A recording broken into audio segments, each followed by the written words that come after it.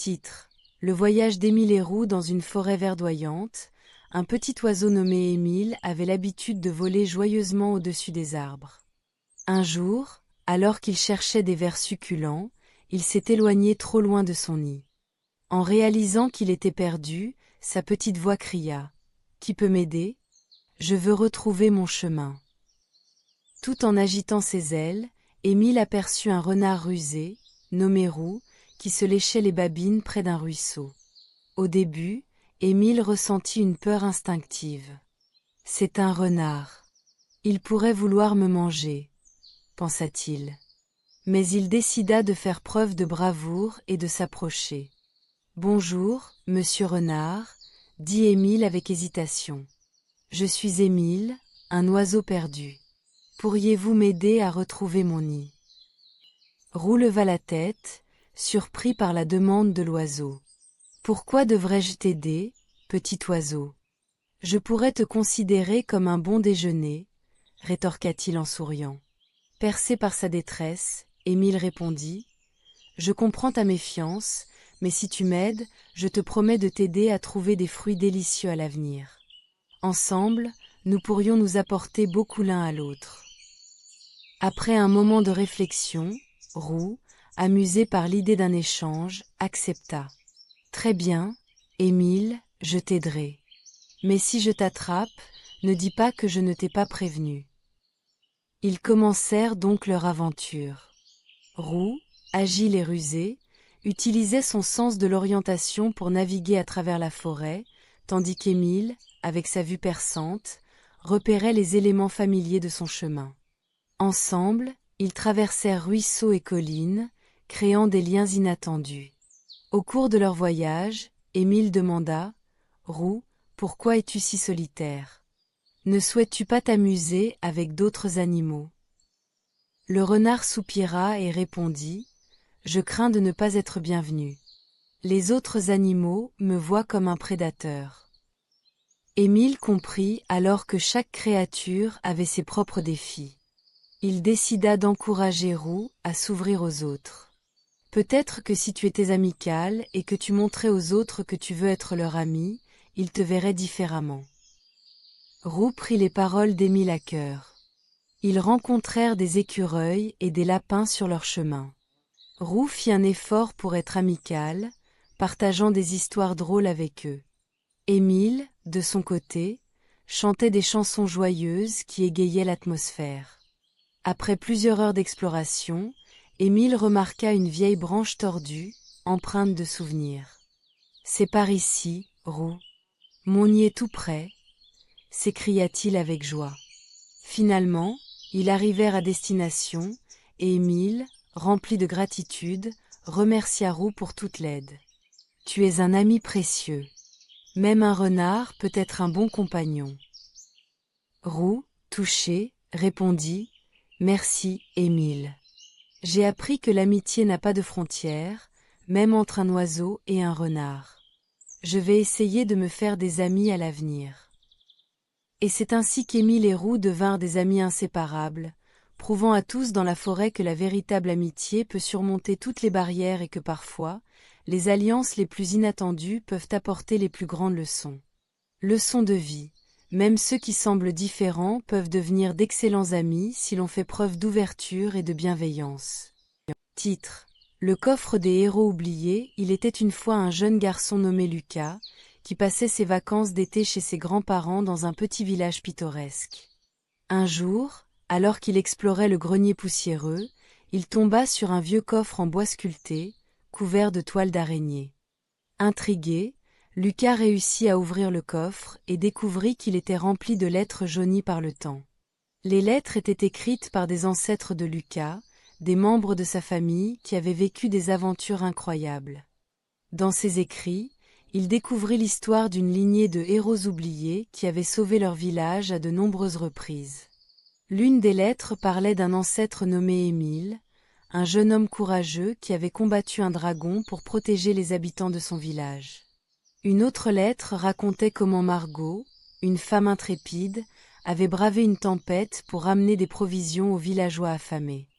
À chaque découverte, Lucas ressentait une profonde connexion avec ses héros. Il avait longtemps cru qu'il n'était qu'un garçon ordinaire, mais ses récits lui révélaient qu'il portait en lui le même courage et la même détermination que ses ancêtres. Inspiré, il décida de suivre leurs traces et de devenir lui aussi un héros dans son village. Lucas commença par aider ses grands-parents à s'occuper du jardin, puis il organisa une collecte de nourriture pour aider les familles dans le besoin. Il rassembla ses amis pour nettoyer la rivière polluée qui traversait le village et planta des arbres pour embellir leur environnement. Peu à peu, Lucas gagna la confiance et le respect des habitants, qui le voyaient comme un jeune héros en action. Un jour, alors qu'il travaillait sur un projet de nettoyage, Lucas remarqua une petite fille en larmes. Elle avait perdu son chat, et toute la ville était à la recherche de l'animal. Prêt à agir, Lucas mobilisa ses amis. Ensemble, ils parcoururent le village, interrogèrent les voisins, et après plusieurs heures d'efforts, ils finirent par retrouver le chat coincé dans un arbre. La joie sur le visage de la petite fille était inestimable. Lorsque l'été toucha à sa fin, Lucas réalisa que les actions petites mais significatives peuvent avoir un impact énorme sur une communauté. En retournant chez lui, il continua à réfléchir aux histoires de ses ancêtres, qui, bien qu'ils aient vécu dans des temps différents, avaient tous partagé la même volonté d'aider les autres. La leçon que Lucas retint de cette expérience était simple. Chacun peut être un héros à sa manière, peu importe son âge ou ses capacités. L'important est d'agir avec courage, compassion et détermination. Il avait découvert que le véritable héritage des héros de sa famille n'était pas seulement leurs exploits, mais l'inspiration qu'ils pouvaient offrir aux générations futures. Ainsi, Lucas ferma le coffre avec un sourire, prêt à écrire sa propre histoire de héros, un acte de bonté à la fois. Titre: L'énigme du jardin disparu dans un petit quartier ensoleillé, vivait un chat curieux nommé Oscar et un chien timide appelé Max. Oscar, avec son pelage noir et ses yeux pétillants, passait ses journées à explorer chaque recoin du quartier. Max, un golden retriever au caractère doux, préférait se blottir sur le canapé, redoutant les bruits trop forts et les mouvements brusques. Un jour, alors qu'Oscar flânait près du parc, il remarqua quelque chose d'étrange. Le jardin du vieux monsieur Dupont, reconnu pour ses fleurs éclatantes et ses légumes frais, semblait dépourvu de vie. Les fleurs étaient fanées, et les légumes avaient disparu. « Max, viens vite !» appela Oscar, tout excité. Max, inquiet à l'idée d'une nouvelle aventure, hésita. « Pourquoi devrions-nous nous en mêler ?» demanda-t-il d'une voix tremblante. « Et si c'était dangereux ?» Mais Oscar était convaincu qu'il devait enquêter. Il lui fixa des yeux pétillants et dit « Aujourd'hui, tu risques de découvrir quelque chose de merveilleux. » Finalement, Max céda à la curiosité d'Oscar. Ensemble, ils visitèrent le jardin de Monsieur Dupont. Là, ils trouvèrent des indices, des traces de pattes et une ancienne boîte en fer. Oscar, déterminé, se mit à suivre les traces, tandis que Max, bien que nerveux, fit de son mieux pour ne pas laisser son ami seul. Le duo traversa le parc, le passant devant des enfants jouant et des oiseaux chantant. Oscar interrogea des voisins, apprenant qu'un groupe de jeunes les faisait parfois pour embêter les habitants du quartier. Max, bien qu'effrayé par l'idée de ces jeunes, décida d'accompagner Oscar. Puis, ils découvrirent une cachette derrière un buisson. À l'intérieur, ils trouvèrent les légumes du jardin de Monsieur Dupont et même quelques jouets égarés.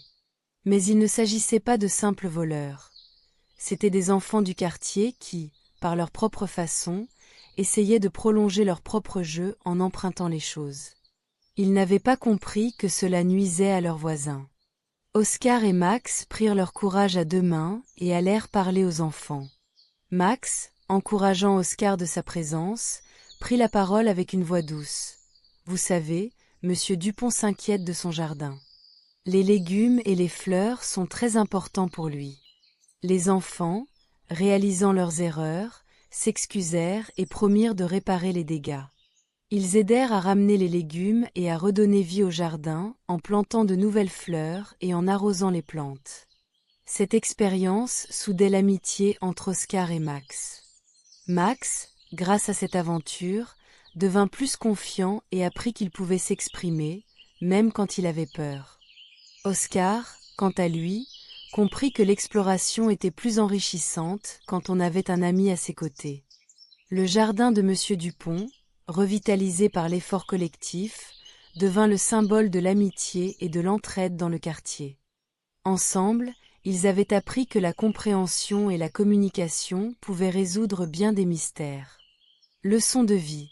L'amitié et le travail en équipe peuvent nous aider à surmonter nos peurs et à faire face aux défis, tout en nous enseignant l'importance du respect et de la communication dans notre communauté. Titre: La course inattendue. Il était une fois, dans une belle forêt verdoyante, une tortue nommée Tania et un lièvre nommé Léo. Tania était connue pour sa lenteur, mais aussi pour sa détermination. Léo, quant à lui, était le plus rapide de tous les animaux de la forêt et ne perdait jamais une occasion de le montrer.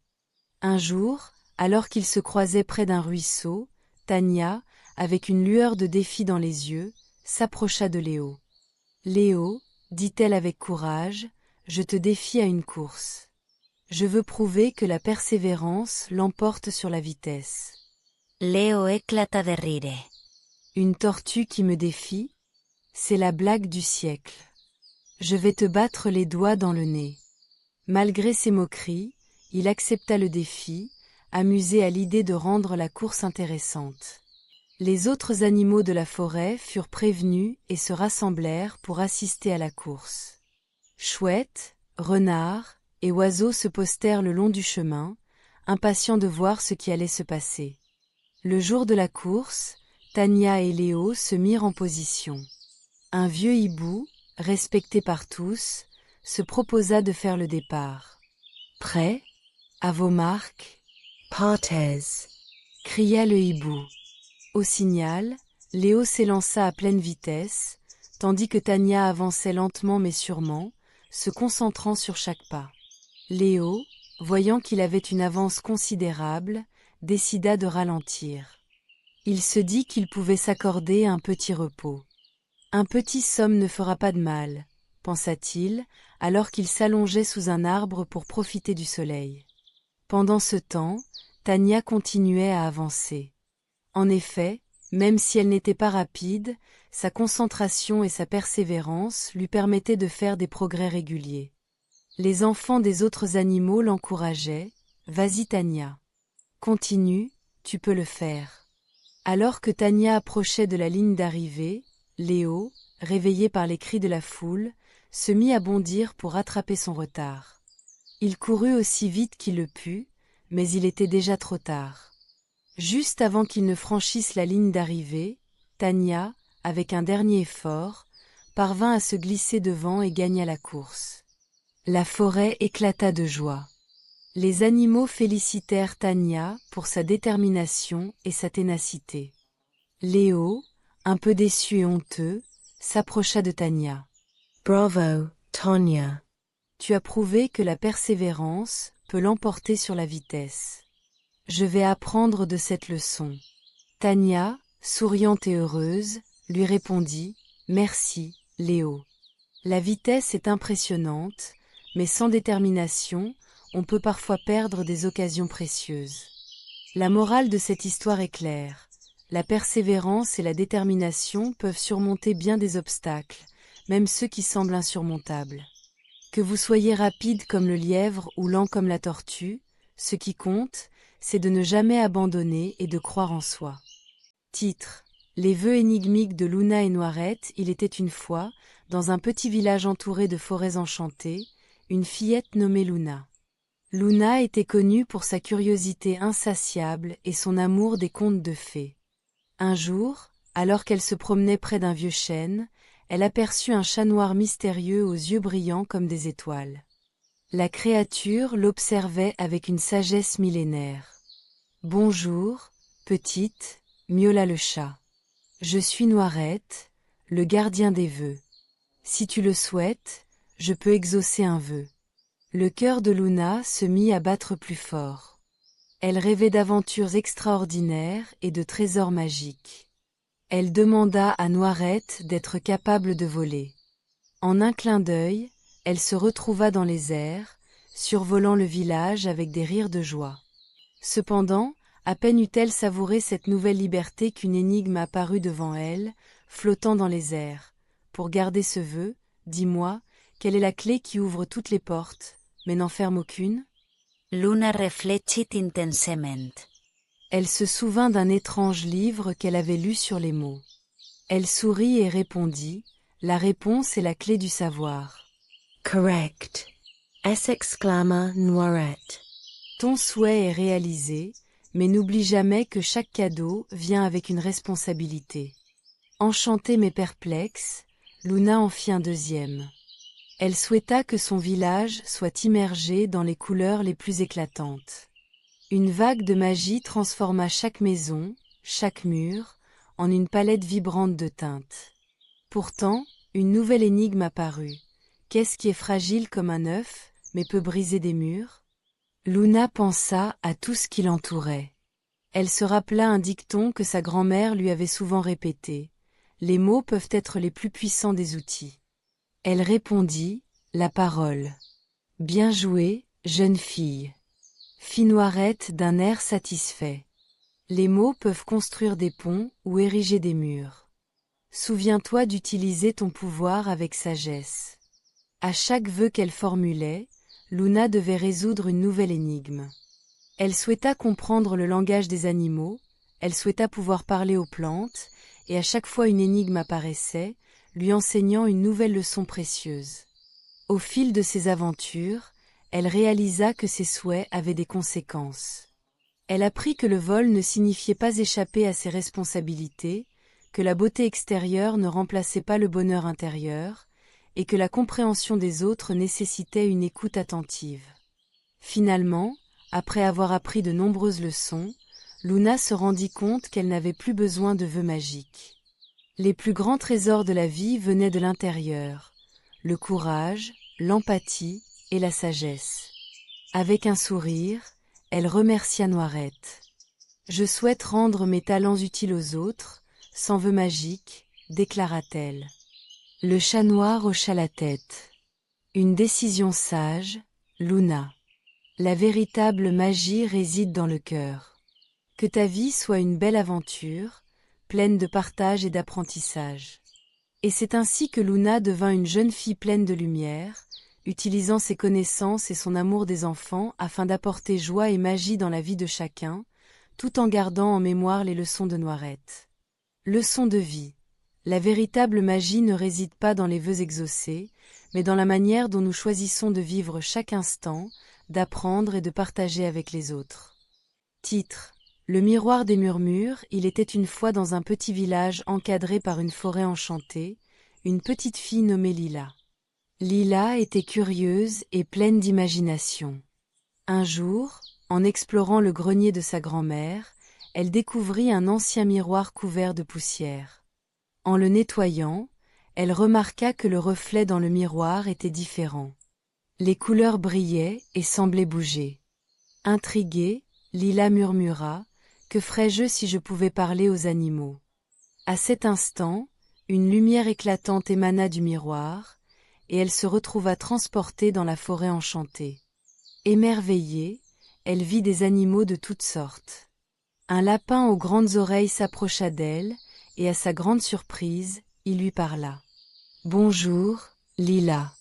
Je suis Léon, le gardien de la forêt. Grâce à ce miroir, tu peux comprendre et parler avec nous. » Lila était enchantée. Elle entreprit alors une aventure incroyable.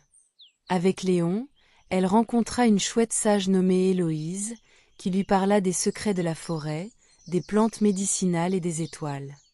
Un jour, en se promenant, Lila et ses nouveaux amis découvrirent qu'une partie de la forêt était malade. Les arbres perdaient leurs feuilles, et les animaux étaient inquiets. « Qu'est-ce passe-t-il » demanda Lila. Héloïse lui expliqua que des déchets laissés par des humains polluaient leur environnement. Les animaux étaient tous affectés par cela. Lila, touchée par la tristesse de ses amis, eut une idée. Elle se souvint de ce que sa mère lui avait appris sur l'importance de protéger la nature. « Et si nous organisions une grande collecte de déchets ?» proposa-t-elle avec enthousiasme. Tous les animaux se rassemblèrent. Ensemble, ils nettoyèrent la forêt, ramassant les plastiques et autres détritus. Lila utilisa son miroir pour leur faire comprendre l'importance de préserver leur habitat. Avec chaque déchet enlevé, la forêt semblait renaître, remplie de son éclat d'autrefois. Et au fur et à mesure qu'ils travaillaient, Lila apprit de précieux enseignements sur la solidarité et la responsabilité envers la nature. Finalement, après une longue journée, la forêt éclata de vie. Les arbres se redressèrent, les fleurs s'épanouirent, et les animaux reprirent leur jeu. Léon et Héloïse remercièrent Lila de tout cœur. « Grâce à toi, notre forêt est de nouveau en bonne santé. » Lila retourna chez elle avec des souvenirs merveilleux et un cœur plein de joie. Elle comprit que chaque petit geste comptait et qu'il était important de prendre soin de la nature. En regardant une dernière fois dans le miroir, elle sut qu'elle pourrait revenir dans cette forêt enchantée quand elle le voudrait, mais pour cela, elle devrait toujours se souvenir de sa leçon. Et c'est ainsi que Lila, la petite fille aux aventures extraordinaires, devint la protectrice de la forêt enchantée, rappelant à tous l'importance de vivre en harmonie avec la nature. Leçon de vie. Protéger l'environnement, c'est préserver notre avenir. Chaque action compte, même la plus petite. Titre. Les fourmis et la grande inondation. Il était une fois dans une vaste forêt verdoyante, une fourmilière habilement construite près d'un ruisseau. Les fourmis, petites mais courageuses, passaient leur journée à travailler ensemble pour rassembler de la nourriture, restaurer leur maison et prendre soin des larves. Parmi elles, Anaïk, une fourmi intrépide, avait toujours rêvé d'aventures plus grandes que son quotidien. Un matin, alors que le soleil commençait à se lever, les fourmis entendirent un bruit sourd. C'était le tonnerre. Le ciel s'assombrit rapidement, et des gouttes de pluie tombèrent, d'abord doucement, puis de plus en plus fort. Anaïk, qui observait depuis la sortie de la fourmilière, sentit que quelque chose de grave se préparait. En un rien de temps, le ruisseau déborda et l'eau s'élança vers leur fourmilière. « Vite, tout le monde! Il faut évacuer !» s'écria Anaïk, galvanisée par l'urgence de la situation. Mais beaucoup de fourmis, effrayées, restèrent immobiles, ne sachant pas quoi faire. Anaïk prit les choses en main. « Écoutez-moi, mes amis. Nous devons nous unir et travailler ensemble pour sauver nos larves et notre précieuse nourriture. Si nous restons là à hésiter, nous risquons tout de perdre. » Encouragées par son courage, plusieurs fourmis décidèrent de suivre Anaïk. La première mission était de ramasser les larves et de les transporter vers un endroit sûr. D'autres, comme Léo et Bina, commencèrent à rassembler des brins d'herbe et des petites feuilles pour créer des bateaux improvisés. Chaque fourmi jouait un rôle. Certaines aidaient à faire flotter les larves, d'autres transportaient la nourriture sur leur dos. L'inondation continua de s'intensifier, mais grâce à l'esprit de collaboration et à la détermination d'Anaïk, leur opération fut un succès. Après de dures heures de travail, toutes les larves et la plupart des provisions étaient en sécurité sur une colline voisine. Finalement, la pluie cessa et le soleil réapparut. Les fourmis, bien que fatiguées, étaient fières de ce qu'elles avaient accompli. Anaïk les rassembla. « Voyez ce que nous avons réalisé ensemble. Si nous n'avions pas agi rapidement et en unité, nous aurions tout perdu. Travailler ensemble fait notre force. » Les fourmis remercièrent Anaïk pour son courage et sa détermination. Elles avaient appris une leçon précieuse. L'unité est notre force, et ensemble, nous sommes capables de surmonter les plus grands défis.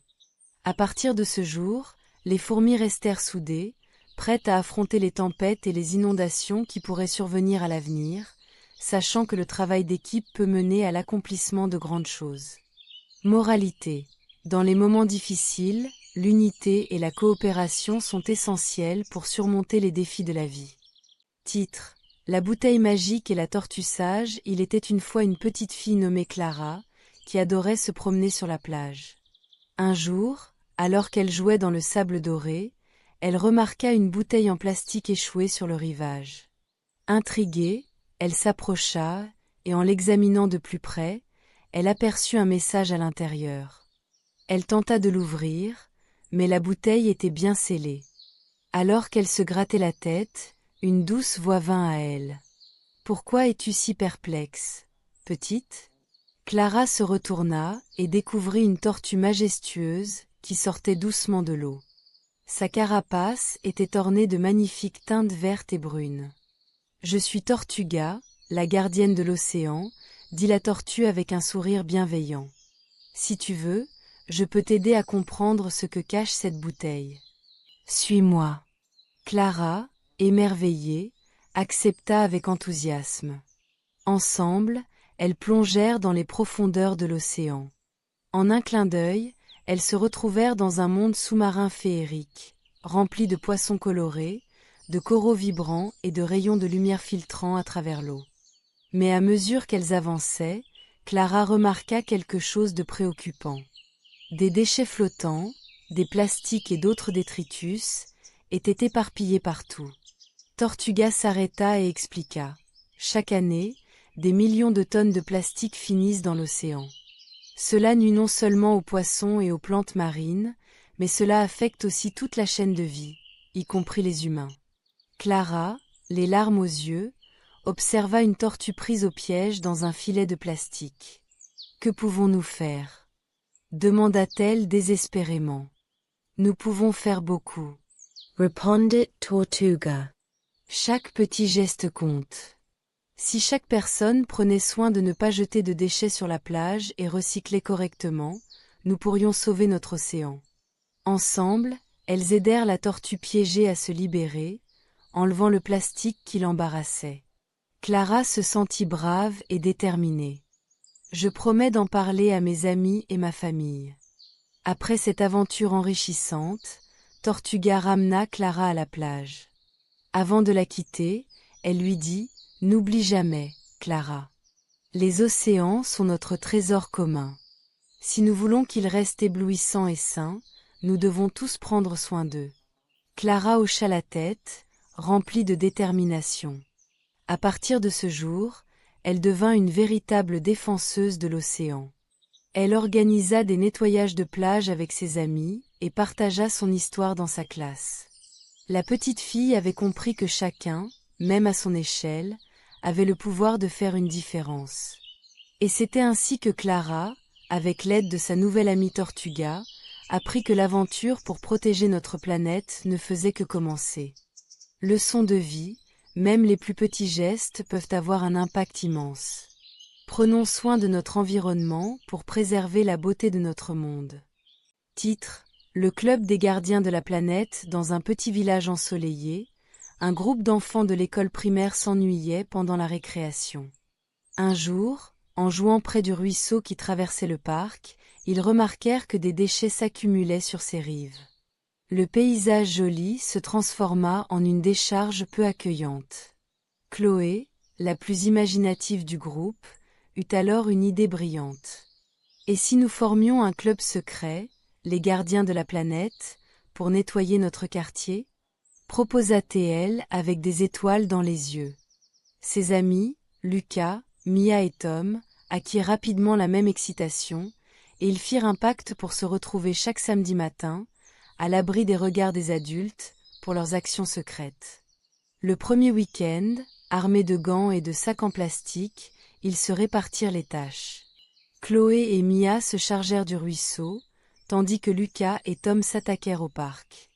Au fil des heures, leur enthousiasme ne sembla jamais faiblir, et peu à peu, le ruisseau reprit sa beauté originelle, et le parc se redressa. En nettoyant, ils discutèrent des raisons pour lesquelles il y avait tant de déchets. Lucas expliqua que certaines personnes jettent leurs déchets n'importe ou parce qu'elles ne réalisent pas l'impact que cela a sur la nature. Mia ajouta qu'il était essentiel d'encourager tout le monde à recycler et à respecter l'environnement. Leurs sessions de nettoyage se poursuivirent. Chaque samedi, ils eurent de plus en plus de succès, et chaque petit geste, comme ramasser un simple morceau de papier ou enlever une bouteille en plastique, leur semblait comme un pas vers un monde meilleur. Ils décidèrent aussi d'informer d'autres enfants de l'école en leur montrant des photos avant et après de leurs efforts. Lors d'une réunion, Tom proposa « Et si nous organisions une journée de nettoyage avec tous les élèves de l'école ?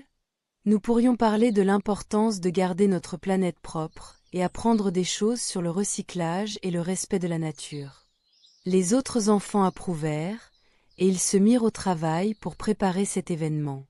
Le grand jour arriva, et toute l'école se mobilisa. Les enfants se répartirent dans tout le quartier.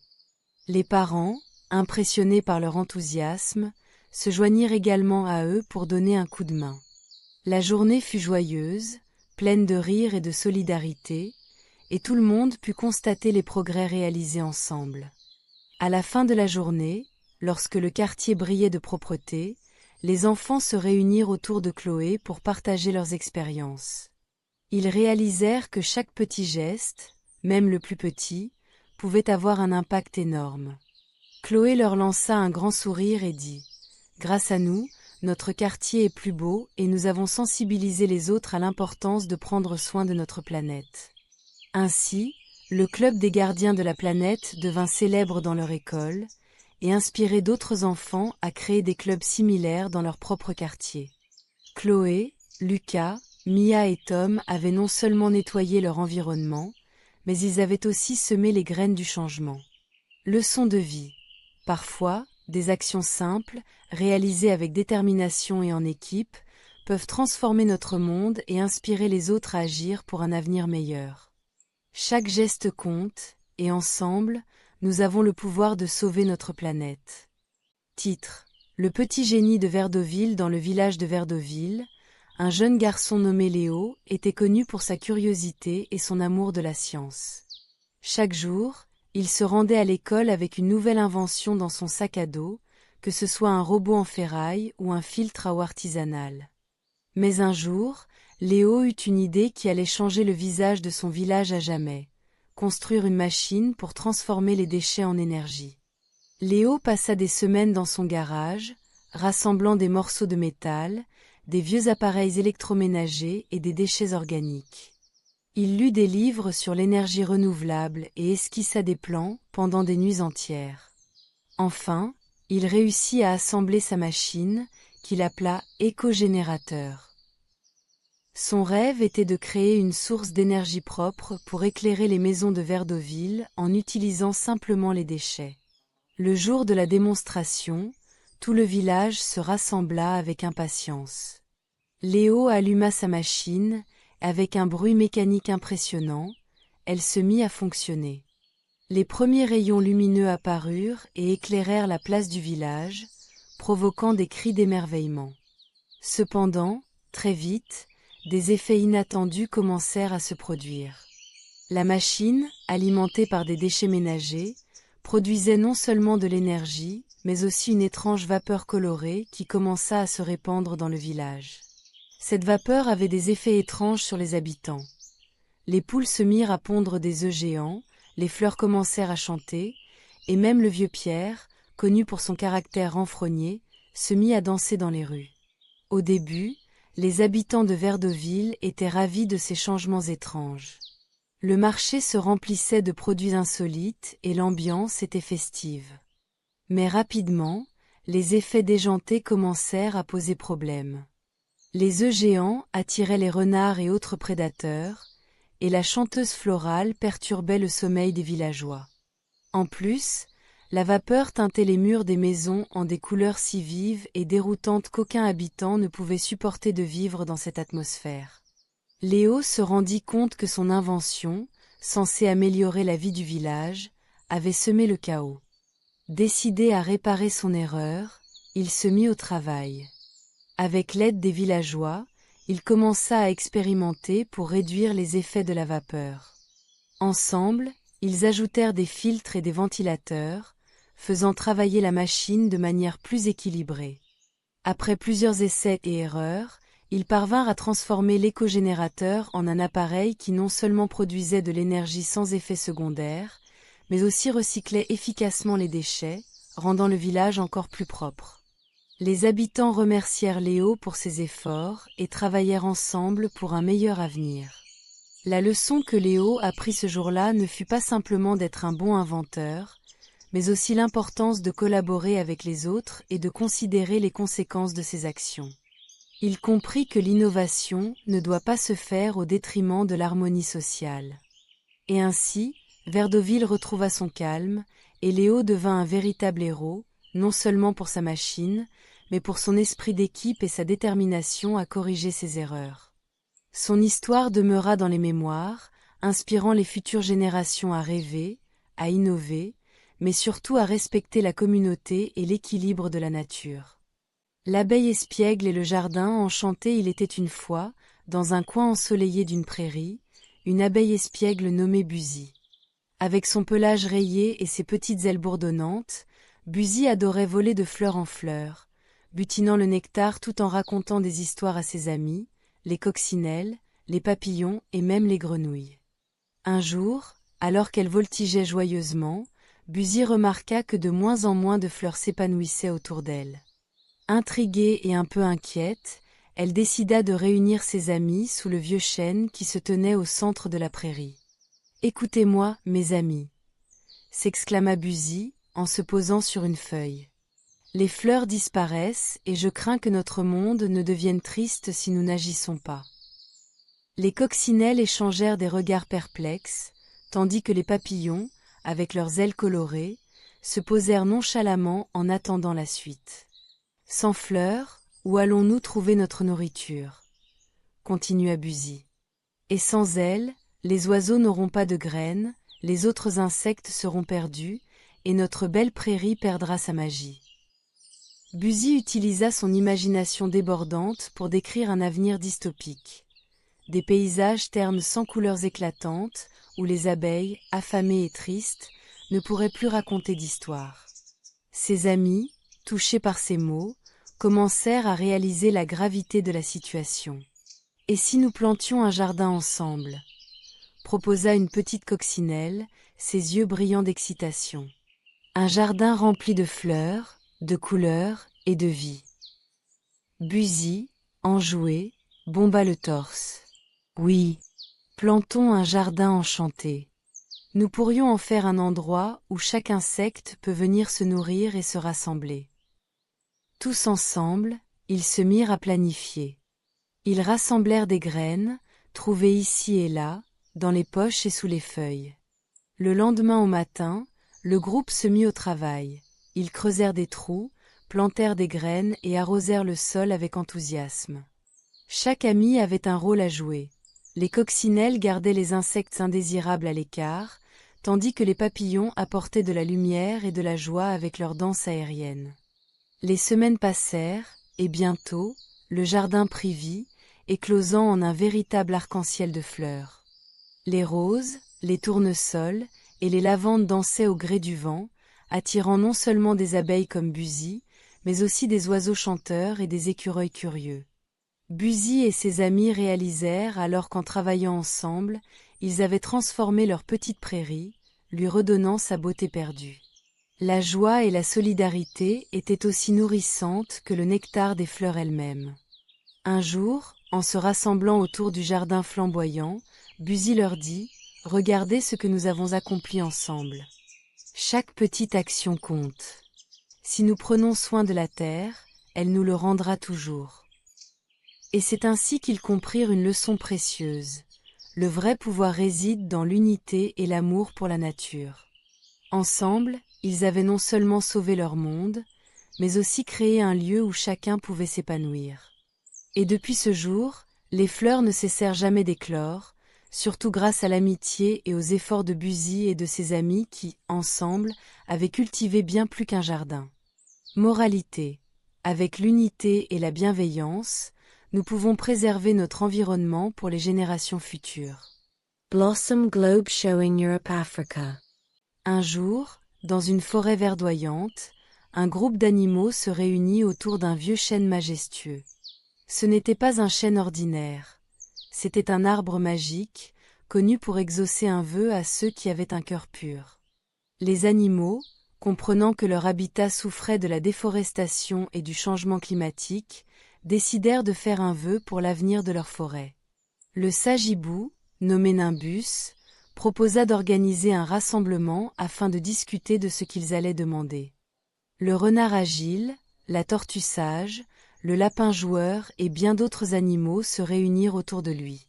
« J'aimerais que notre forêt soit toujours verte et pleine de vie, » dit le renard, en se remémorant les jours où il pouvait courir sans souci.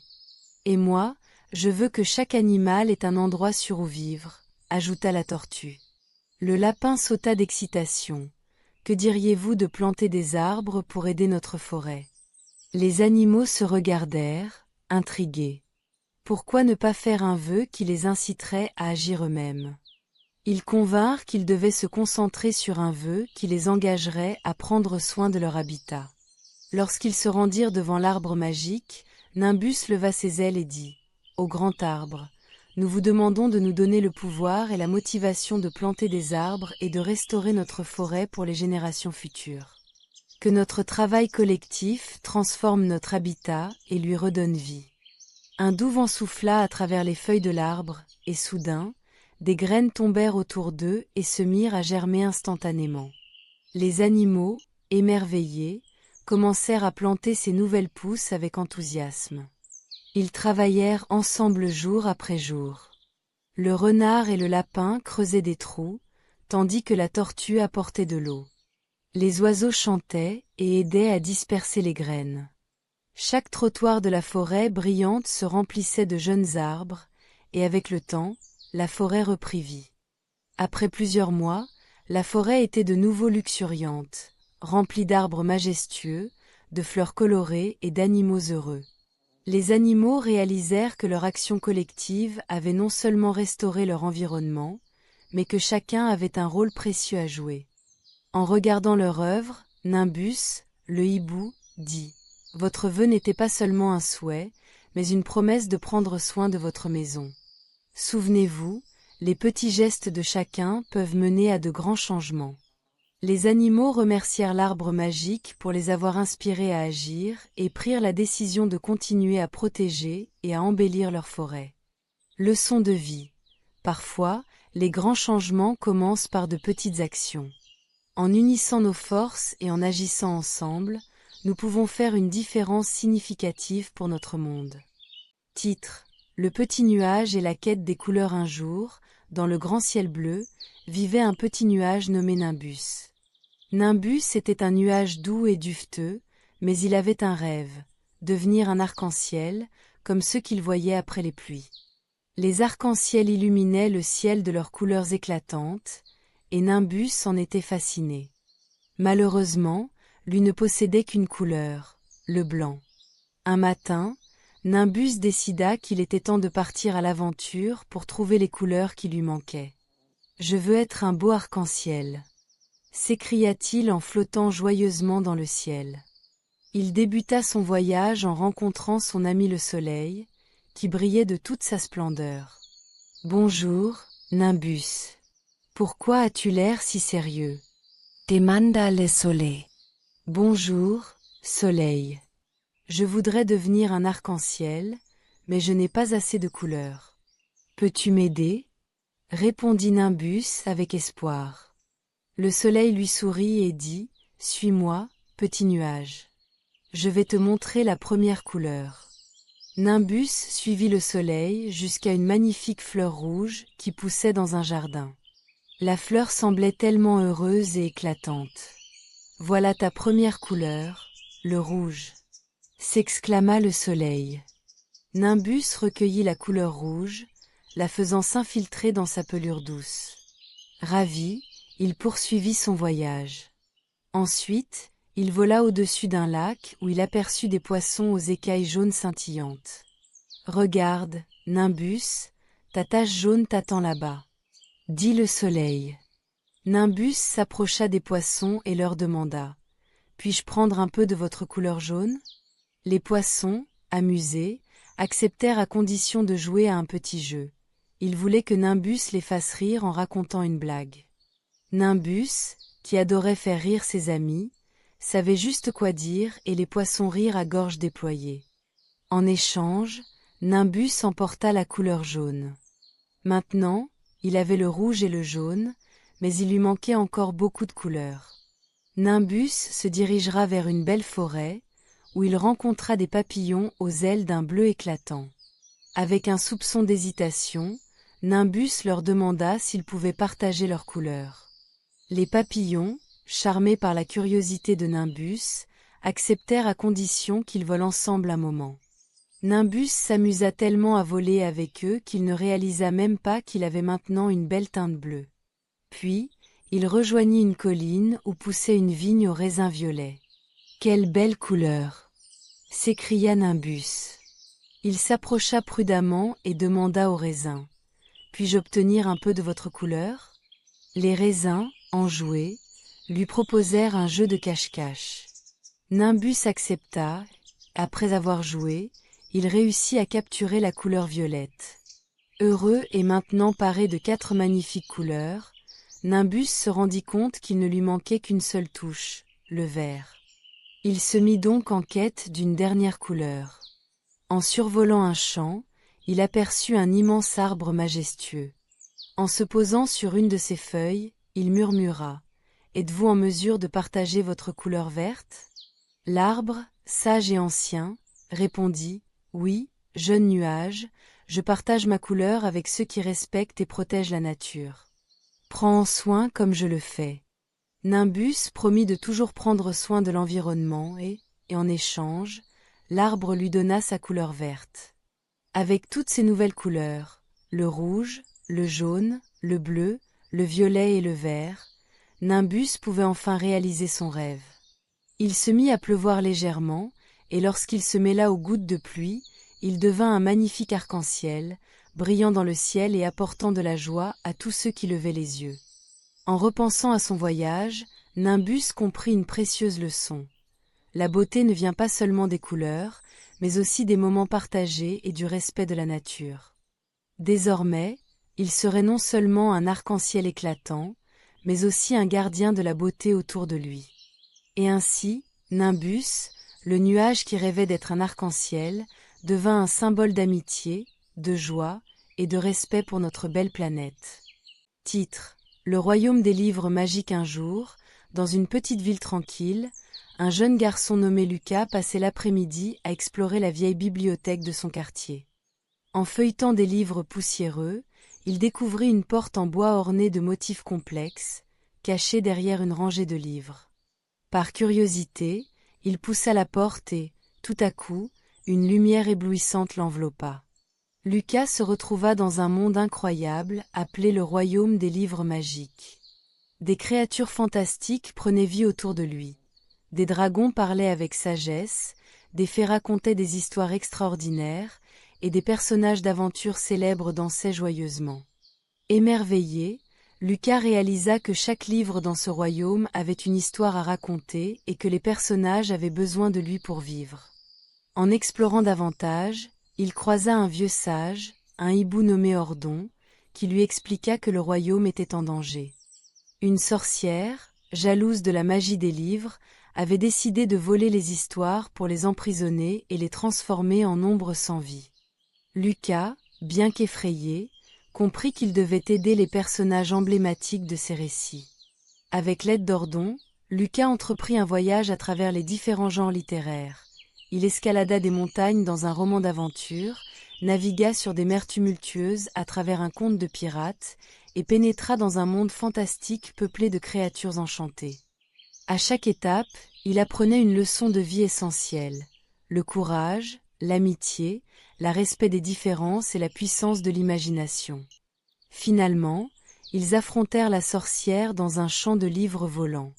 Lucas, avec l'aide de ses amis, réussit à la convaincre que les histoires ne doivent pas être volées, mais partagées. Son cœur, longtemps assombri par la jalousie, s'illumina à la vue des héros unis pour défendre leur monde. La sorcière décida alors de rendre les histoires aux livres et promit d'apprendre à apprécier leurs merveilles.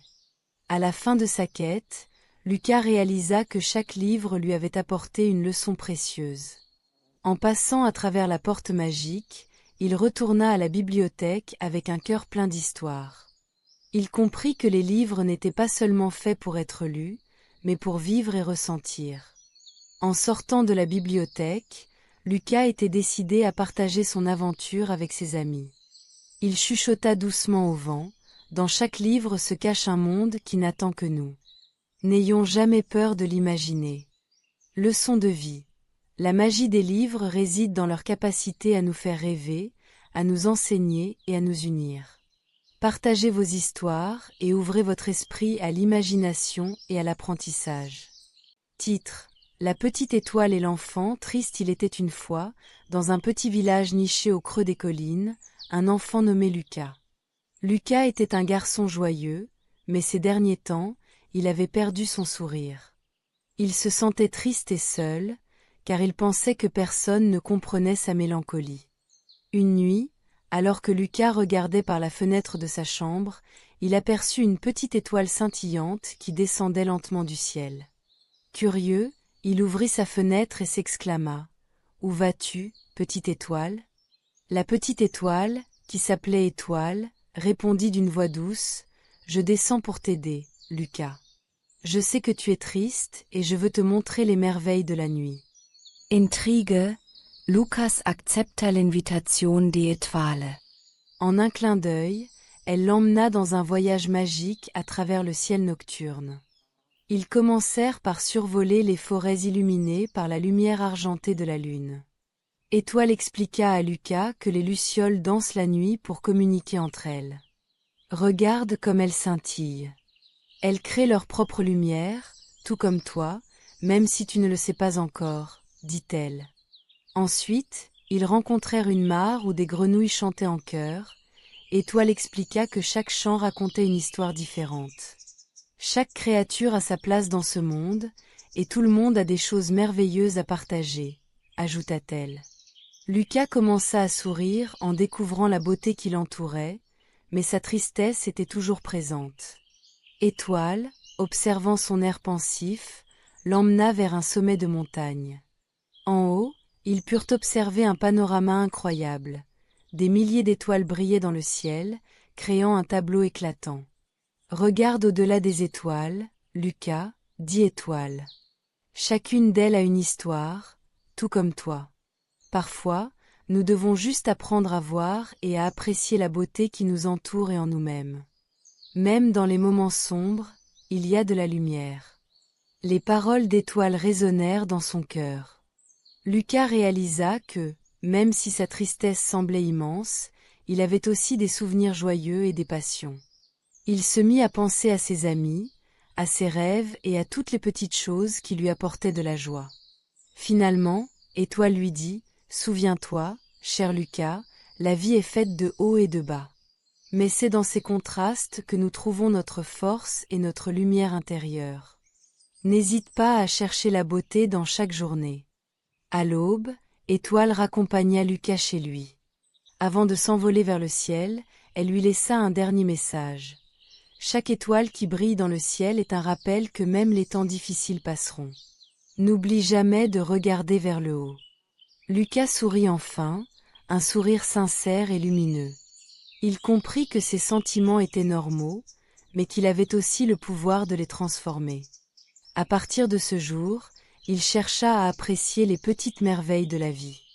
Il partagea ses découvertes avec ses amis, apportant un peu de lumière autour de lui. Et ainsi, Lucas retrouva son sourire. Grâce à sa rencontre avec Étoile, il apprit que même dans les moments de tristesse, il suffisait de regarder au bon endroit pour retrouver la joie et la beauté du monde. Moralité: dans les moments sombres, n'oublions pas de chercher la lumière en nous et autour de nous. Chaque difficulté peut devenir une occasion de grandir et d'apprendre. Titre: Le courage de Léo. Il était une fois, dans une clairière enchanteresse, un petit oiseau nommé Léo.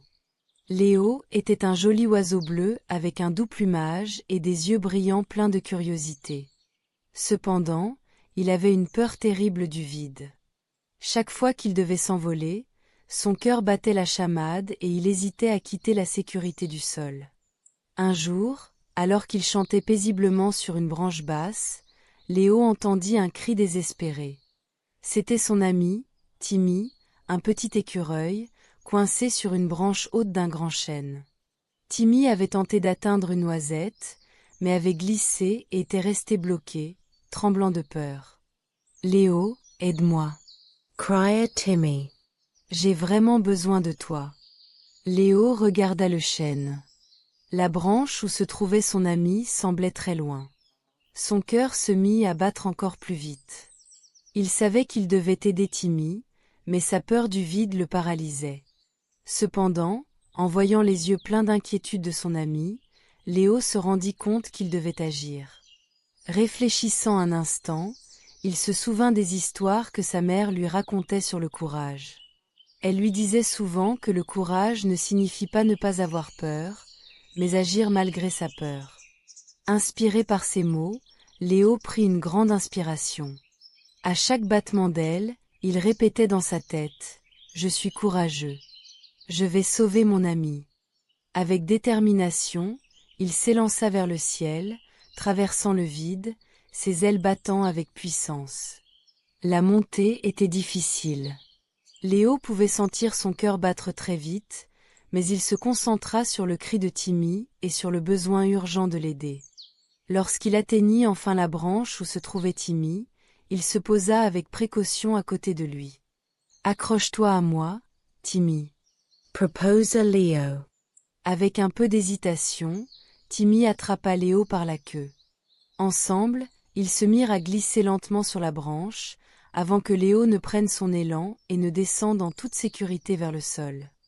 Une fois au sol, Timmy sauta de joie et remercia Léo. « Tu es incroyable. » Tu as surmonté ta peur pour me sauver. Léo sourit, se rendant compte que la peur qu'il avait ressentie n'avait pas disparu, mais qu'il avait trouvé la force de l'affronter. Il comprit que la véritable bravoure réside dans la volonté de surmonter ses craintes pour aider ceux que l'on aime. Et c'est ainsi que Léo, le petit oiseau bleu, apprit une leçon précieuse. Même si la peur peut être écrasante, l'amour et le courage sont toujours plus puissants. Et à partir de ce jour, Léo n'eut plus jamais peur du vide.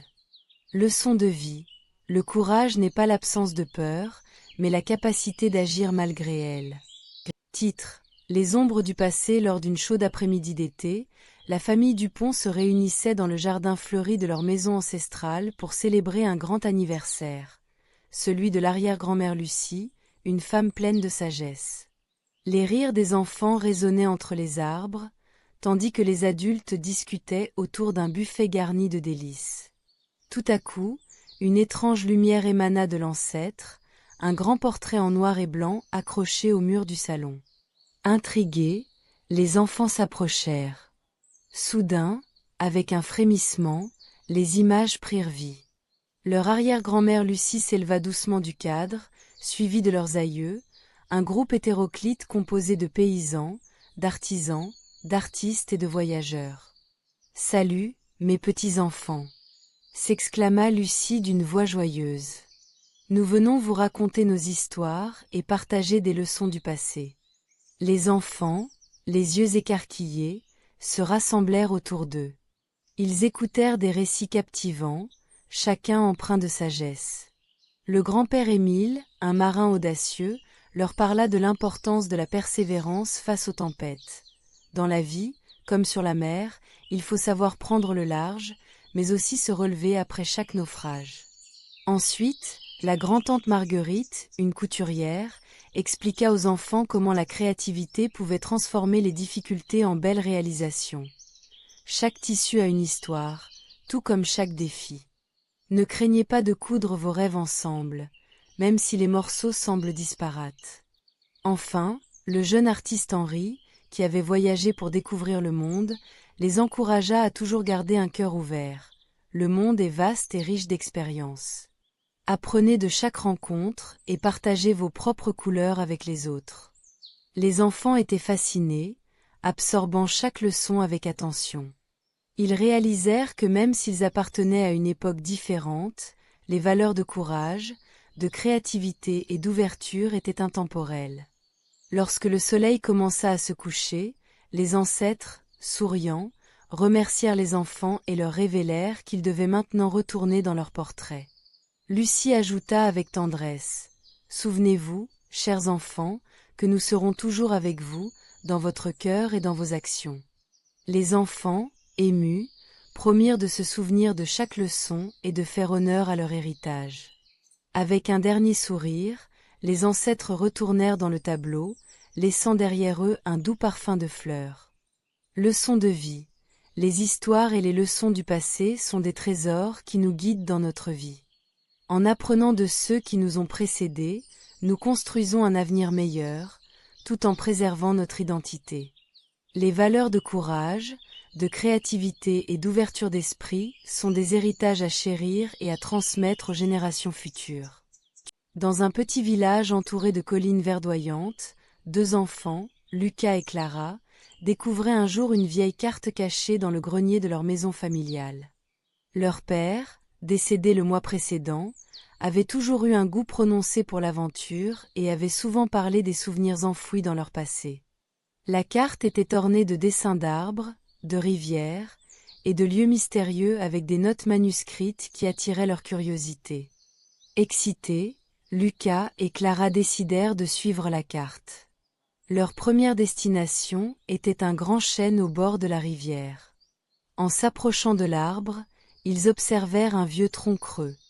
En fouillant à l'intérieur, ils trouvèrent une boîte contenant des photos anciennes de leur père enfant, riant avec ses propres frères et sœurs à cet endroit même. En les regardant, ils réalisèrent à quel point leur père avait chéri ces instants. Vers le milieu de leur journée d'exploration, ils se dirigèrent vers une colline qu'il avait autrefois gravie pour faire un pique-nique avec sa famille. En atteignant le sommet, ils décidèrent de reproduire ce moment. Avec quelques sandwichs et des fruits, ils s'assirent sur une couverture à carreaux et se remémorèrent les histoires que leur père racontait sur cette journée. Cela les rapprocha et leur fit ressentir la présence de leur père, comme s'il était avec eux. Au fil de leur aventure, ils visitèrent un vieux café où leur père avait pris son premier emploi. Ils rencontrèrent le propriétaire, un homme âgé, qui leur parla de leur père. Il leur raconta comment il était un jeune homme travailleux et ambitieux, toujours prêt à aider les autres. En écoutant ces histoires, Lucas et Clara comprirent l'importance de la gentillesse et du travail acharné, et combien ces valeurs avaient façonné leur père. À la fin de la journée, après avoir suivi la carte jusqu'à son dernier point, ils trouvèrent une petite clairière avec un bosquet d'arbres en fleurs. En s'installant sur un banc fait de vieux planches, ils virent une inscription gravée dans le bois: « La famille est une aventure sans fin ». C'était un message de leur père, un rappel que les souvenirs n'étaient pas seulement des images du passé, mais des leçons apportées dans le futur. Lucas et Clara réalisèrent que, même si leur père n'était plus là physiquement, son esprit et ses valeurs restaient vivants en eux. Ils s'étaient découverts à travers les souvenirs partagés et avaient tissé des liens plus forts. Emplis de gratitude, ils décidèrent de continuer à vivre selon les leçons apprises, en honorant la mémoire de leur père. La leçon qu'ils tirèrent de cette journée d'aventure était simple mais puissante. Les souvenirs et les leçons de ceux qui nous ont précédés forment un héritage précieux. Ils avaient appris que la famille, bien qu'elle puisse être séparée par le temps et l'espace, demeure un fil inébranlable qui unit les cœurs et l'esprit. Ils rentrèrent chez eux, le cœur léger et plein de promesses, décidés à construire leurs propres souvenirs à chérir et à partager pour les années à venir. Tisser des liens. L'histoire d'Elena et sa grand-mère. Il était une fois, dans un petit village en bord de mer, une petite fille nommée Elena. Chaque été, elle avait l'habitude de rendre visite à sa grand-mère, une femme sage aux cheveux argentés et au sourire chaleureux. Mais cet été-là, quelque chose de spécial se préparait. À son arrivée, Elena remarqua une grande toile de tissage dans le coin de la maison. Curieuse, elle demanda à sa grand-mère: « Que fais-tu avec ça ?» Sa grand-mère sourit et répondit: « Je tisse des liens, mon âme. C'est comme la vie. Chaque fil représente une histoire, un souvenir, une connexion. Intriguée, Elena se demanda quelles histoires sa grand-mère tissait. Tout en s'installant confortablement près d'elle, sa grand-mère commença à lui raconter l'histoire de leur ancêtre, Aïcha. Aïcha avait vécu des générations auparavant. Un jour, une tempête terrible s'était levée sur la mer.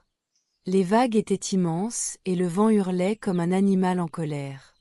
Malgré cela, Aïcha n'hésita pas. Elle monta dans son petit bateau, déterminée à retrouver son mari et leurs enfants, qui étaient partis en mer pour pêcher. Pourquoi Aïcha est-elle sortie par ce temps si dangereux? Demanda Elena, les yeux écarquillés d'inquiétude. Elle avait un grand cœur et une foi inébranlable en sa famille. Elle savait qu'ils avaient besoin d'elle, et elle ne pouvait pas abandonner, même face à la tempête, répondit sa grand-mère. En écoutant, Elena ressentait une admiration croissante pour Aïcha. Elle imaginait son ancêtre luttant contre les vagues, sa détermination illuminant le noir de la tempête. « Et alors ?» demanda-t-elle avec impatience. Aïcha a bravé la tempête et, grâce à son courage, elle a retrouvé sa famille saine et sauve. Elle savait que l'amour et la famille sont les véritables trésors de la vie, des trésors qui méritent de tout risquer, expliqua sa grand-mère, tout en continuant à tisser. Chaque mot créait un tableau vibrant dans l'esprit d'Elena. En s'asseyant à côté de sa grand-mère, elle prit quelques fils de laine colorée et commença à tisser à son tour, essayant de capturer l'esprit de l'histoire. À mesure qu'elle tissait, elle comprit que chaque fil, chaque nœud représentait un moment vécu avec sa famille. Les jours passèrent, et Elena identifia de plus en plus de ces liens dans sa propre vie. Elle se mit à raconter ses propres histoires, celles de ses amis, de ses aventures, des rires et des larmes. Sa grand-mère l'écoutait avec tendresse, nodant de la tête avec encouragement. Un jour, tout en travaillant sur leur tapisserie, Elena eut une idée. Elle prit du fil blanc et ajouta une petite étoile dorée au centre de sa pièce. « Ça, c'est Aïcha !» s'exclama-t-elle. Sa grand-mère sourit. « Oui, ma chérie. Aïcha est dans tous nos cœurs. Nous tissons ces histoires et la mémoire de nos ancêtres à chaque moment que nous vivons. » Quand l'été toucha à sa fin, Elena regarda leur œuvre tissée avec fierté. C'était plus qu'un simple projet. C'était un lien tangible entre le passé et le présent, un symbole du courage d'Aïcha et de l'amour qui unissait leur famille. Avant de quitter sa grand-mère pour retourner chez elle, Elena lui fit une promesse. « Je raconterai l'histoire d'Aïcha à mes enfants, et je les apprendrai à tisser nos propres liens. » Sa grand-mère la serra dans ses bras, heureuse. « N'oublie jamais, ma chère, que chaque fois que nous partageons nos histoires, nous tissons des liens plus forts que n'importe quel fil. » Et ainsi, l'histoire d'Aïcha continua à vivre à travers les générations, comme une tempête apaisée qui relie le passé au présent. Elena comprit qu'avoir de la force et montrer de l'amour pouvait les aider à braver n'importe quelle tempête de la vie. Leçon de vie. La vraie force réside dans les liens que nous tissons avec notre famille et nos amis. Les histoires partagées créent des souvenirs qui perdurent, et le courage face aux défis nous unit toujours davantage. Titre: Le dragon des étoiles. Il était une fois, dans un petit village niché entre des collines verdoyantes, un garçon nommé Lucas. Lucas était un enfant malicieux, toujours à la recherche de nouvelles aventures. Un jour, alors qu'il explorait une forêt voisine, il trouva un drôle de petit dragon, pas plus grand qu'un chat, aux écailles brillantes comme des étoiles. Le dragon, qui se nommait Flamèche, avait des yeux pétillants de malice. Lucas, curieux et intrépide, s'approcha et commença à discuter avec lui. Flamèche avait le pouvoir de voler, et après quelques rires et des gestes amicaux, le dragon accepta d'apprivoiser Lucas. Chaque nuit, Flamèche emportait Lucas dans des contrées lointaines. Ensemble, ils parcouraient des îles flottantes où les arbres portaient des fruits d'or, des montagnes de cristal où la glace chantait au vent, et des grottes mystérieuses remplies de trésors perdus. Lucas était émerveillé par tous les trésors et les mystères qu'il découvrait, des livres anciens, des pierres précieuses, et même des secrets de magie oubliés. Un soir, alors qu'il flottait au-dessus d'une mer de nuages, Lucas aperçut une île sombre, couverte de tristesse. Intrigué, il demanda à Flamèche de s'y poser. À leur arrivée, ils découvrirent des habitants au visage triste, des enfants qui n'avaient pas le courage de jouer ni de sourire. Lucas s'approcha d'eux et apprit qu'ils avaient perdu leur magie, leur joie et leur créativité à cause des rumeurs et de la méchanceté des autres villages. Touché par leur désespoir, Lucas eut une idée. Il demanda à Flamèche de rassembler tous les trésors qu'ils avaient collectés au fil de leurs aventures. Loin d'être des richesses matérielles, ces trésors étaient des histoires de courage, des contes de joie et des leçons tirées d'amitié. Lucas raconta ces histoires aux habitants de l'île, et petit à petit, les sourires revinrent sur leurs visages. Les enfants rirent et jouèrent, retrouvant leur magie perdue. En voyant les habitants reprendre goût à la vie, Lucas comprit que les plus belles richesses ne se mesurent pas en or ou en pierres précieuses, mais en souvenirs partagés et en amitié. Finalement, Lucas et Flamèche remercièrent les habitants pour les leçons apprises et promirent de revenir.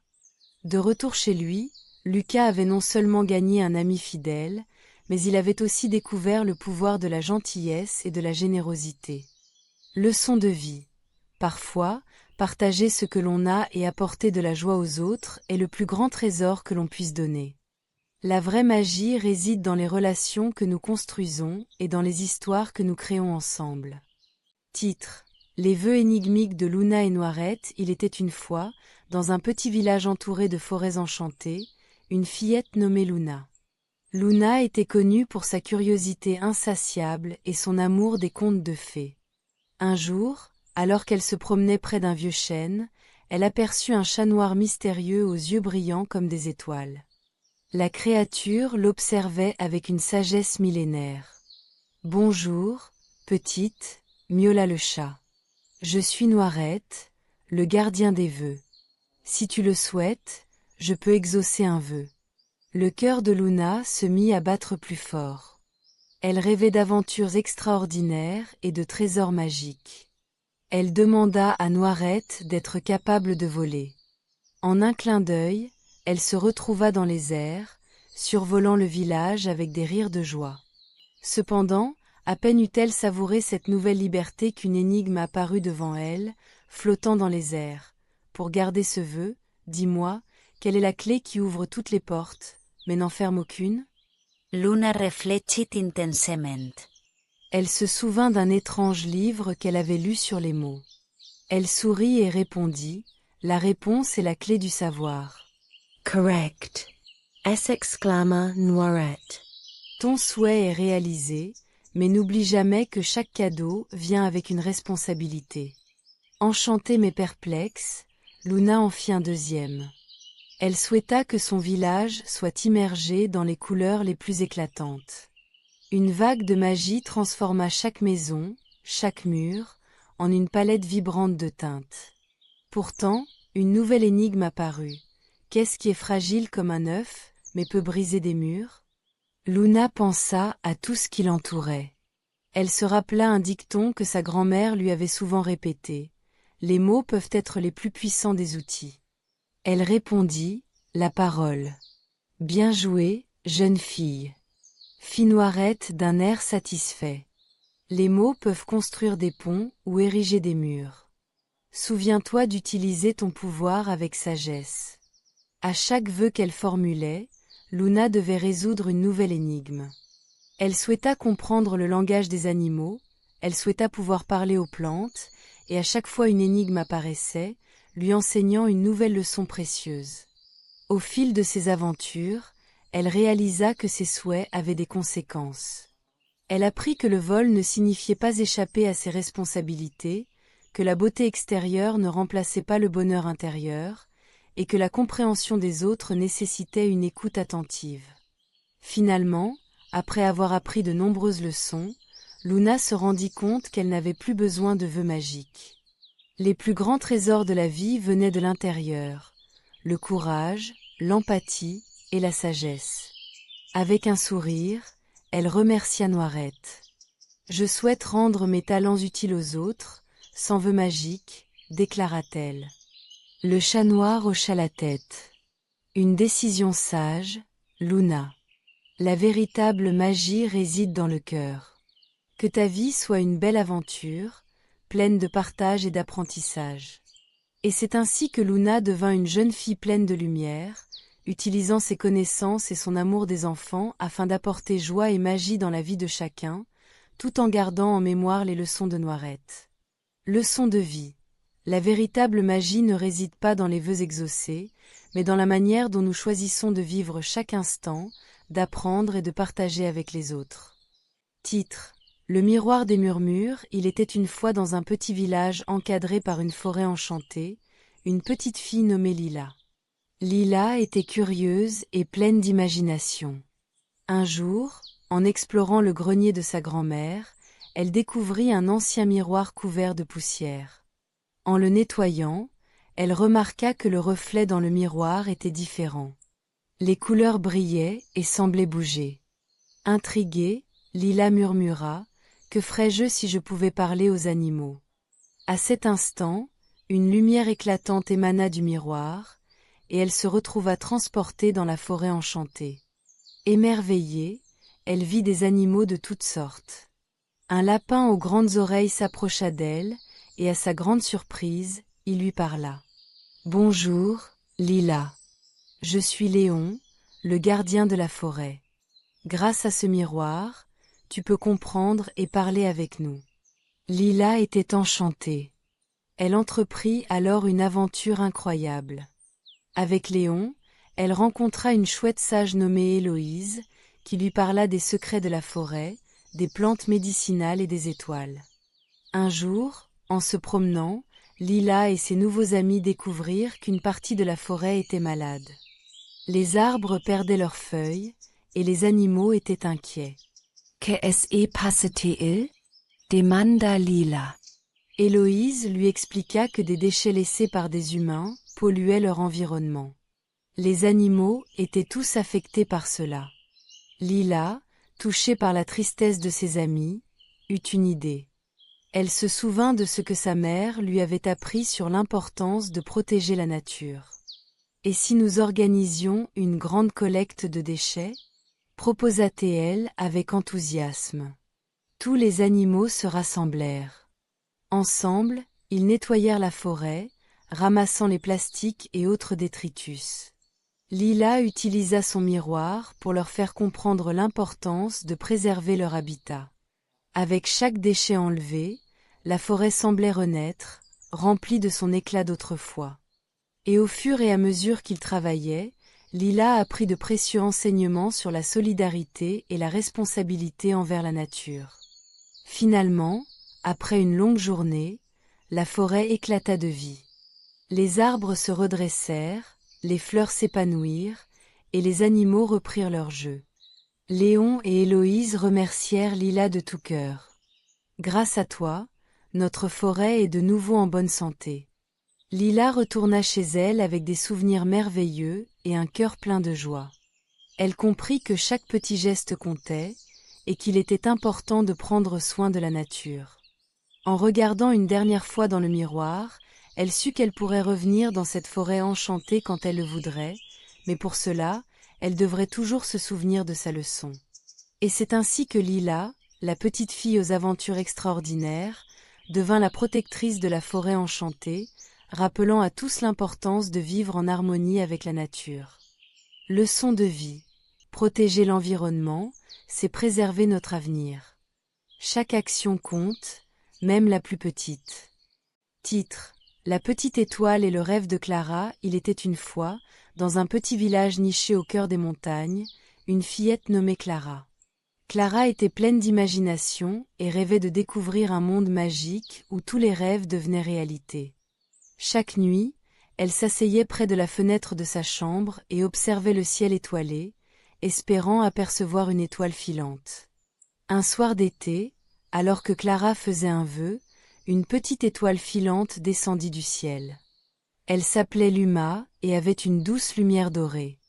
En flottant devant Clara, elle dit d'une voix pétillante : « Bonjour, Clara. Je suis Luma, l'étoile filante. J'ai entendu ton vœu et je suis venue t'aider à réaliser ton rêve. Les yeux de Clara brillèrent de joie. Vraiment? Je veux découvrir un monde où les rêves deviennent réalité. Luma Surit. Alors, loin d'ici, dans la vallée des rêves, nous allons ensemble vivre une incroyable aventure. En un clin d'œil, Luma emporta Clara dans le ciel. Elles volèrent à travers les nuages et arrivèrent, enfin, à la vallée des rêves. C'était un endroit merveilleux où tout semblait possible. D'immenses arbres en bonbons, des rivières de chocolat et des fleurs chantantes l'entouraient. Clara était émerveillée, mais elle remarqua vite que tous les enfants qui jouaient là-bas semblaient malheureux. Elle s'approcha d'un groupe qui essayait de construire une maison en sucre, mais les murs s'effondraient sans cesse. Que se passe-t-il? Demanda Clara. Nous voulons créer la maison parfaite, mais nous n'arrivons jamais à nos fins, soupira une fillette. Luma, avec sa sagesse d'étoile, dit à Clara. Parfois, il est important de comprendre que le chemin vers nos rêves peut être semé d'embûches. Encourage-les à collaborer et à partager leurs idées. Clara suivit le conseil de Luma. Elle rassembla les enfants et leur proposa de travailler ensemble. Ils commencèrent à échanger des idées, à rire et à s'entraider. Peu à peu, la maison apparut, plus belle que tout ce qu'ils auraient pu imaginer seuls. Fiers de leur travail en équipe, Clara réalisa une chose importante. Avoir un rêve, c'est bien, mais le chemin pour l'atteindre est tout aussi précieux. Après avoir passé une inoubliable journée dans la vallée des rêves, Clara commença à ressentir le besoin de retourner chez elle. Luma lui sourit chaleureusement. « Je suis fière de toi, Clara. Souviens-toi toujours que réaliser un rêve nécessite de la patience, de l'entraide et de la détermination. » Lorsque Clara se réveilla dans sa chambre, tout semblait pareil, mais elle ressentait une lumière en elle. Inspirée par son aventure, elle décida de partager ses idées avec ses amis au village, organisant des jeux où chacun pouvait apporter ses rêves et travailler ensemble pour les réaliser. Clara comprit alors que le vrai pouvoir de la magie réside en chacun de nous, dans notre capacité à croire, à aimer et à construire ensemble.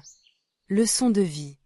Parfois, nos rêves peuvent sembler lointains, mais en s'entraidant et en partageant nos idées, nous pouvons les atteindre plus facilement. L'union fait la force et chaque pas que nous faisons ensemble nous rapproche de nos aspirations. Titre: La petite souris et le fromage enchanté. Il était une fois, dans un paisible petit village, une souris nommée Lila. Lila était connue pour sa timidité. Elle vivait dans un trou confortable derrière le vieux placard de la cuisine d'une maison chaleureuse. Lila adorait le fromage, surtout le fromage frais que la cuisinière préparait chaque matin. Mais un jour, un gros chat nommé Rufus, réputé dans tout le village pour sa malice, a décidé de faire une farce. Il a volé le fromage que Lila chérissait tant et s'est enfui en riant. Lila, bien que terrifiée par l'idée de se confronter à Rufus, savait qu'elle devait récupérer son fromage. En se regardant dans un petit miroir en verre, elle se dit « Je suis petite, mais cela ne veut pas dire que je ne peux pas être courageuse. » Avec détermination dans le cœur, elle prit son courage à deux pattes et commença son aventure. Elle s'aventura hors de son trou et, avec précaution, se dirigea vers la maison de Rufus. En chemin, elle rencontra une grenouille nommée Gustave, qui observait anxieusement un groupe de mouches. Lila hésita un moment, puis se dit « Si je veux retrouver mon fromage, je dois aussi aider les autres. » Elle proposa à Gustave de l'aider à attraper les mouches. Ensemble, ils mirent au point un plan. Grâce à leur travail d'équipe, ils réussirent à attraper plusieurs mouches et Gustave, reconnaissant, décida de l'accompagner dans sa quête. Tandis qu'ils avançaient, Lila et Gustave rencontrèrent une tortue sage nommée Madame Tortue. Elle les avertit, Rufus est rusé. Il a placé des pièges autour de sa cachette pour attraper tous ceux qui s'approchent. Vous devez être très prudents. Armés des conseils de Madame Tortue, Lila et Gustave continuèrent leur chemin vers la maison de Rufus. En arrivant, Lila aperçut son fromage trônant sur une table, mais juste à côté se trouvait Rufus, la queue frémissante et le sourire moqueur. Au lieu d'avoir peur, Lila se remémora tout ce qu'elle avait appris. Avec courage, elle s'approcha et cria « Rufus, redonne-moi mon fromage !» Le chat, surpris par l'audace de la petite souris, éclata de rire. « Et qu'est-ce que tu comptes faire, petite ?» lui demanda-t-il. Lila, plutôt que de reculer, se mit à expliquer comment, même si elle était petite, elle avait su faire des alliances et utiliser son intelligence pour surmonter les obstacles. Rufus, amusé par sa bravoure, décida de lui faire une proposition. S'il gagnait un défi de course autour de la maison, il garderait le fromage. Sinon, il le lui rendrait. Lila accepta sans hésiter. La course commença, et tous les animaux du village se rassemblèrent pour assister au défi. Lila utilisait sa rapidité et son agilité, et Gustave, en observant, lui donnait des encouragements depuis la ligne de départ. À la surprise générale, grâce à son concentration et son énergie, Lila parvint à dépasser le chat et à gagner la course. Rufus, impressionné par le courage et l'ingéniosité de Lila, tint parole et lui rendit son fromage. Lila, fière d'elle et heureuse, partagea une partie de son fromage avec Gustave et même Rufus, qui, après cette aventure, avait décidé de devenir un peu moins malicieux. La petite souris avait appris que la véritable force ne réside pas dans la taille, mais dans le courage et l'amitié. Elle retourna chez elle, le cœur léger et le ventre plein, sachant qu'elle pouvait surmonter n'importe quel obstacle si elle avait confiance en elle. Ainsi, Lila, la petite souris, était devenue une héroïne du village, prouvant à tous que la bravoure est souvent cachée derrière le plus petit des cœurs. Leçon de vie, le courage et la détermination sont plus forts que la taille. Avec l'amitié et la confiance en soi, on peut surmonter n'importe quel défi. Titre: Le courage de Flamme. Il était une fois, dans un village isolé au pied d'une montagne, un jeune dragon nommé Flamme. Contrairement à ses semblables, Flamme avait toujours eu peur de cracher du feu. Tandis que les autres dragons jouaient et se régalaient de leurs flammes éclatantes, lui restait en retrait, troublé par l'idée de blesser quelqu'un accidentellement. Il était l'enfant un dragon, mais pour lui, son pouvoir était une source d'angoisse. Un jour, le paisible village fut plongé dans la terreur lorsqu'une horde d'envahisseurs menaçantes se dirigea vers eux. Les villageois, désespérés, se réunirent et décidèrent d'envoyer un message au dragon, leur dernier espoir pour se défendre. Mais lorsqu'ils approchèrent Flamme, ce dernier tremblait déjà à l'idée de devoir utiliser son souffle ardent. Les jours passèrent, et les envahisseurs s'installèrent de plus en plus près du village. Les habitants étaient en émoi. Flamme les observait, sa peur le paralysant. C'est alors qu'il rencontra une vieille tortue, sagesse incarnée, qui l'interpella. « Pourquoi es-tu si triste, jeune dragon ?» demanda-t-elle. « J'ai peur, » répondit Flamme. « Je crains de blesser quelqu'un si je crache du feu, je ne sais pas si je peux le faire. » La tortue sourit doucement. « La force ne se mesure pas seulement à la puissance de ton souffle, jeune ami. Parfois, c'est la bravoure dont tu fais preuve pour utiliser ce que tu as en toi qui fait la différence. » Inspiré par ces mots, Flamme commença à réfléchir. Il réalisa que tout le monde comptait sur lui et que sa peur ne devait pas l'empêcher d'agir. La nuit précédant l'attaque, il prit le temps de s'entraîner dans la forêt, apprenant à maîtriser sa flamme avec précaution. Le lendemain matin, les envahisseurs firent leur apparition, armés et prêts à attaquer. Les villageois étaient paralysés par la peur. Flamme, déterminé à les protéger, volait plus haut dans le ciel, son cœur battant à tout rompre. Mais cette fois, au lieu de fuir, il fit face à ses peurs. Il prit une grande inspiration et cracha un petit jet de feu, veillant à diriger ses flammes vers des buissons, créant une barrière de feu qui stoppait les envahisseurs. Émerveillés par la détermination du jeune dragon, les villageois prirent courage et se battirent à ses côtés. Ensemble, ils réussirent à repousser les intrus. Lorsque tout fut terminé, Flamme, épuisée mais fière, se rendit compte que la vieille tortue avait raison.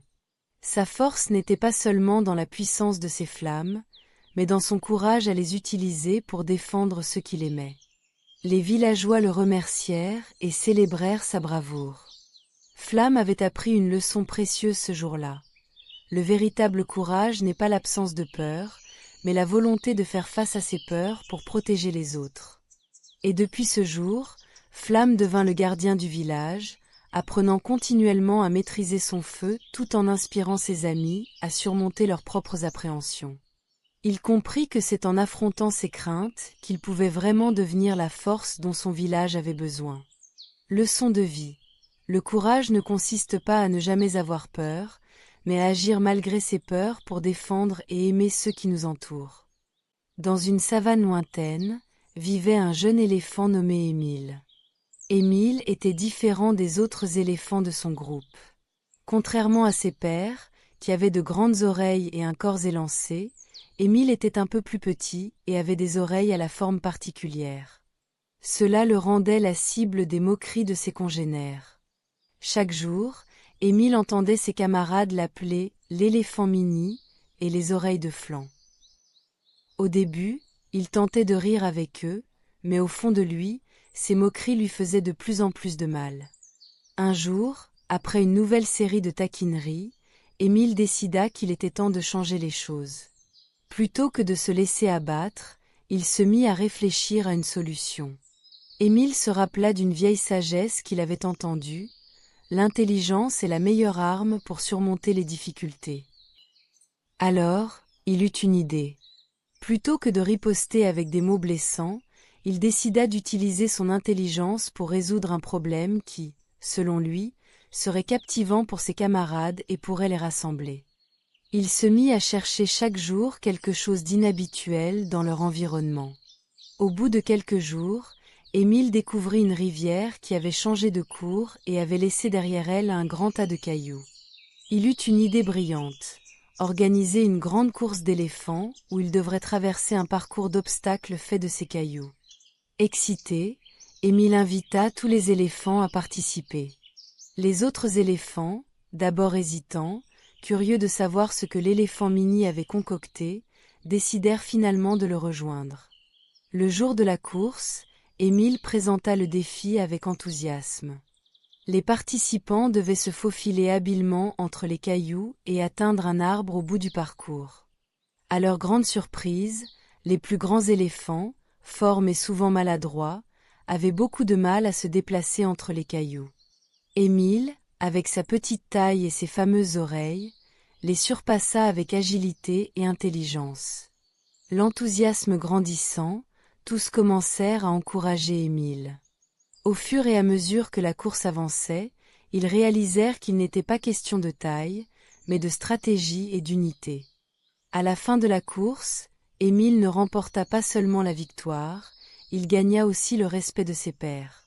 Les autres éléphants réalisèrent à quel point il était important de collaborer et d'utiliser leur intelligence collective pour surmonter les obstacles, plutôt que d'attaquer les différences de chacun. Ensemble, ils établirent un cercle où chacun pouvait partager ses talents, et c'est ainsi qu'ils commencèrent à célébrer leur diversité au lieu de se moquer.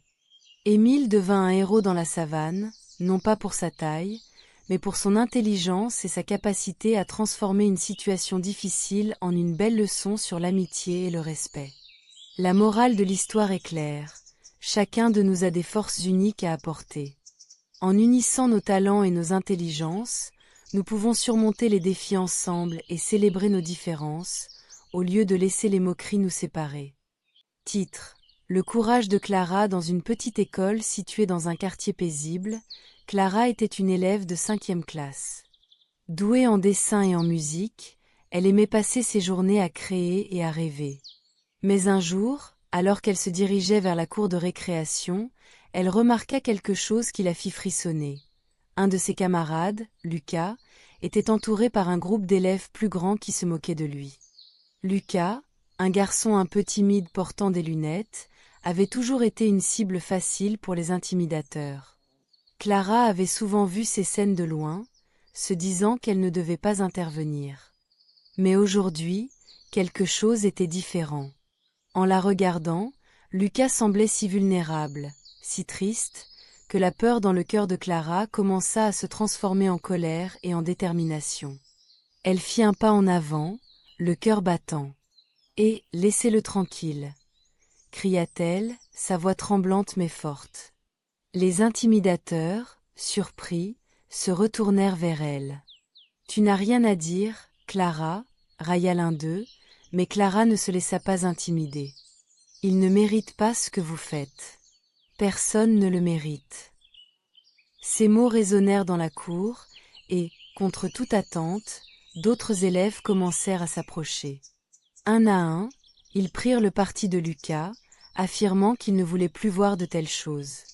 Voyant que la situation lui échappait, le groupe d'intimidateurs finit par battre en retraite, laissant Clara et Lucas entourés par des camarades solidaires. À ce moment-là, Clara se sentit puissante. Elle avait non seulement protégé Lucas, mais elle avait aussi inspiré d'autres à se lever contre l'inacceptable. Après que les intimidateurs furent partis, Lucas, bien que nerveux, afficha un sourire timide. « Merci, Clara. Je ne savais pas que quelqu'un s'inquiétait pour moi. » Les jours qui suivirent, Clara et Lucas devinrent amis. Clara apprit à connaître Lucas plus en profondeur. Il avait une passion pour les jeux vidéo et rêvait de devenir développeur. Ensemble, ils formèrent un petit groupe d'amis qui se mirent à organiser des activités pour renforcer la solidarité et le respect dans l'école.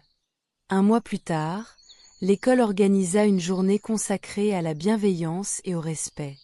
Clara et Lucas prirent la parole devant toute l'école pour partager leur histoire et encourager chacun à se lever contre le harcèlement. Leur message était clair. Un petit geste de courage peut transformer une situation difficile en une opportunité de changement. Leçon de vie. Le courage ne réside pas dans l'absence de peur, mais dans la capacité à agir malgré cette peur. Chaque individu a le pouvoir de faire la différence, et il est essentiel de soutenir ceux qui en ont besoin. Dans l'union réside la force, et ensemble, nous pouvons créer un environnement où chacun se sent en sécurité et respecté. Titre : Le livre des héros. Dans une petite ville paisible, vivait une fillette nommée Émilie. Elle était curieuse, pleine de vie et adorait passer ses après-midi dans la bibliothèque de sa famille, un endroit magique rempli de livres aux couvertures colorées et aux histoires infinies. Un jour, alors qu'elle fouillait dans les rayons poussiéreux, elle découvrit un livre ancien à la couverture dorée, intitulé « Le livre des héros ». Intriguée, Émilie l'ouvrit et murmura l'une des phrases mystiques inscrites à l'intérieur. À cet instant, un mouvement lumineux émana du livre et enveloppa la bibliothèque. Émilie réalisa bientôt que les histoires de sa famille commençaient à se transformer. D'abord, elle vit son grand-père, un homme qui avait toujours eu peur de parler en public. Dans le nouveau récit, il était un orateur charismatique qui inspirait des milliers de personnes avec ses mots. Émilie sourit en voyant son grand-père, confiant, partageant des conseils de vie avec sagesse. Ensuite, elle tourna la page et découvrit l'histoire de sa mère. Elle était souvent préoccupée par ses responsabilités, mais dans le livre, elle devenait une célèbre inventrice, créant des choses incroyables pour aider les autres. Émilie se sentit fière de voir sa maman exceller et reconnaître son talent. Enfin, elle lut l'histoire de son frère Lucas, un enfant qui avait toujours eu peur des insectes. Dans cette version, il était un explorateur intrépide, parcourant les jungles et découvrant des créatures fantastiques. Émilie éclata de rire en imaginant Lucas, armé d'un filet et d'une loupe, captivé par la beauté de la nature. Émilie adorait ces histoires, mais quelque chose commença à la perturber. Bien que chaque membre de sa famille soit devenu un héros, il semblait aussi un peu éloigné. Leur nouvelle vie les rendait si occupés et admirés qu'ils ne prenaient plus le temps de se réunir et de rire ensemble. Un jour, alors qu'elle feuilletait le livre, elle eut une révélation. Elle voulait que sa famille soit à la fois héroïque et unie. Émilie se mit alors à écrire sa propre histoire dans le livre magique. Elle décrivit comment chaque membre de sa famille pouvait être à la fois extraordinaire et présent les uns pour les autres. Dans son récit, son grand-père continuait à être l'orateur inspirant, mais il trouvait toujours le temps de préparer des biscuits pour ses petits-enfants. Sa mère, l'inventrice, créait des machines qui permettaient à toute la famille de passer plus de temps ensemble, comme des soirées de jeux ou des pique-niques. Lucas, l'explorateur des jungles, n'oubliait jamais d'inviter Émilie à ses aventures, partageant ses découvertes avec elle et lui apprenant à ne plus craindre les insectes. Lorsqu'Émilie eut terminé d'écrire, elle referma le livre et souffla doucement dessus. Une fois encore, la magie opéra. Ces membres de la famille réapparurent, le sourire aux lèvres, conscients des liens précieux qui les unissaient. Ensemble, ils avaient découvert que même les plus beaux exploits gagneraient en valeur s'ils étaient partagés. La leçon de cette aventure fut claire. Chaque personne peut être héroïque, mais la véritable bravoure réside dans la capacité à se soutenir et à se rassembler comme une famille. Émilie réalisa que le plus beau des pouvoirs était l'amour et la solidarité qu'ils partageaient. Ainsi, le « Livre des héros » n'était pas seulement un recueil d'exploits. Il devenait un symbole de l'importance de la famille, des liens, et de l'équilibre entre l'ambition personnelle et le temps passé ensemble. Émilie referma le livre avec un sourire, persuadée qu'elle avait créé la plus belle histoire de toutes, celle dans laquelle chacun d'eux brillait tout en restant unis. Titre: Le bracelet de l'harmonie. Il était une fois, dans un petit village niché au bord d'une forêt luxuriante, une jeune fille nommée Elina. Curieuse et pleine de vie, elle passait ses journées à explorer la nature, fascinée par les animaux qui l'entouraient. Cependant, elle souvent se sentait triste, car elle ne pouvait pas communiquer avec eux. Un jour, en se promenant près d'un vieux chêne, Elina découvrit un bracelet scintillant à ses pieds. Intriguée, elle le ramassa et ressentit immédiatement une chaleur réconfortante. En l'enfilant, une douce mélodie flottant dans l'air l'entoura, et soudain, elle entendit une petite voix. « Bonjour, Elina. » C'était un petit écureuil nommé Toupie. Étonnée et ravie, Elina réalisa qu'elle pouvait désormais parler aux animaux. Toupie, aux yeux malicieux, lui expliqua que le bracelet avait le pouvoir de permettre à son porteur de comprendre le langage des animaux intelligents. Elina passa les jours suivants à explorer la forêt avec Toupie.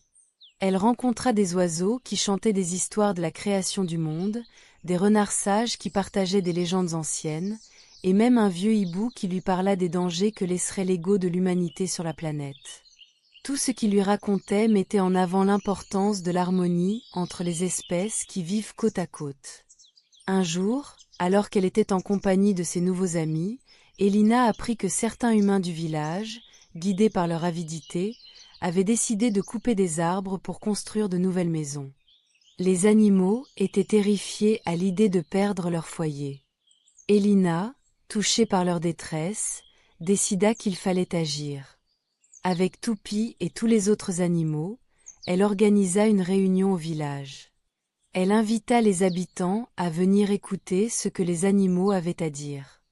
La veille de la rencontre, elle se prépara soigneusement, tandis que ses amis de la forêt pratiquaient leur discours.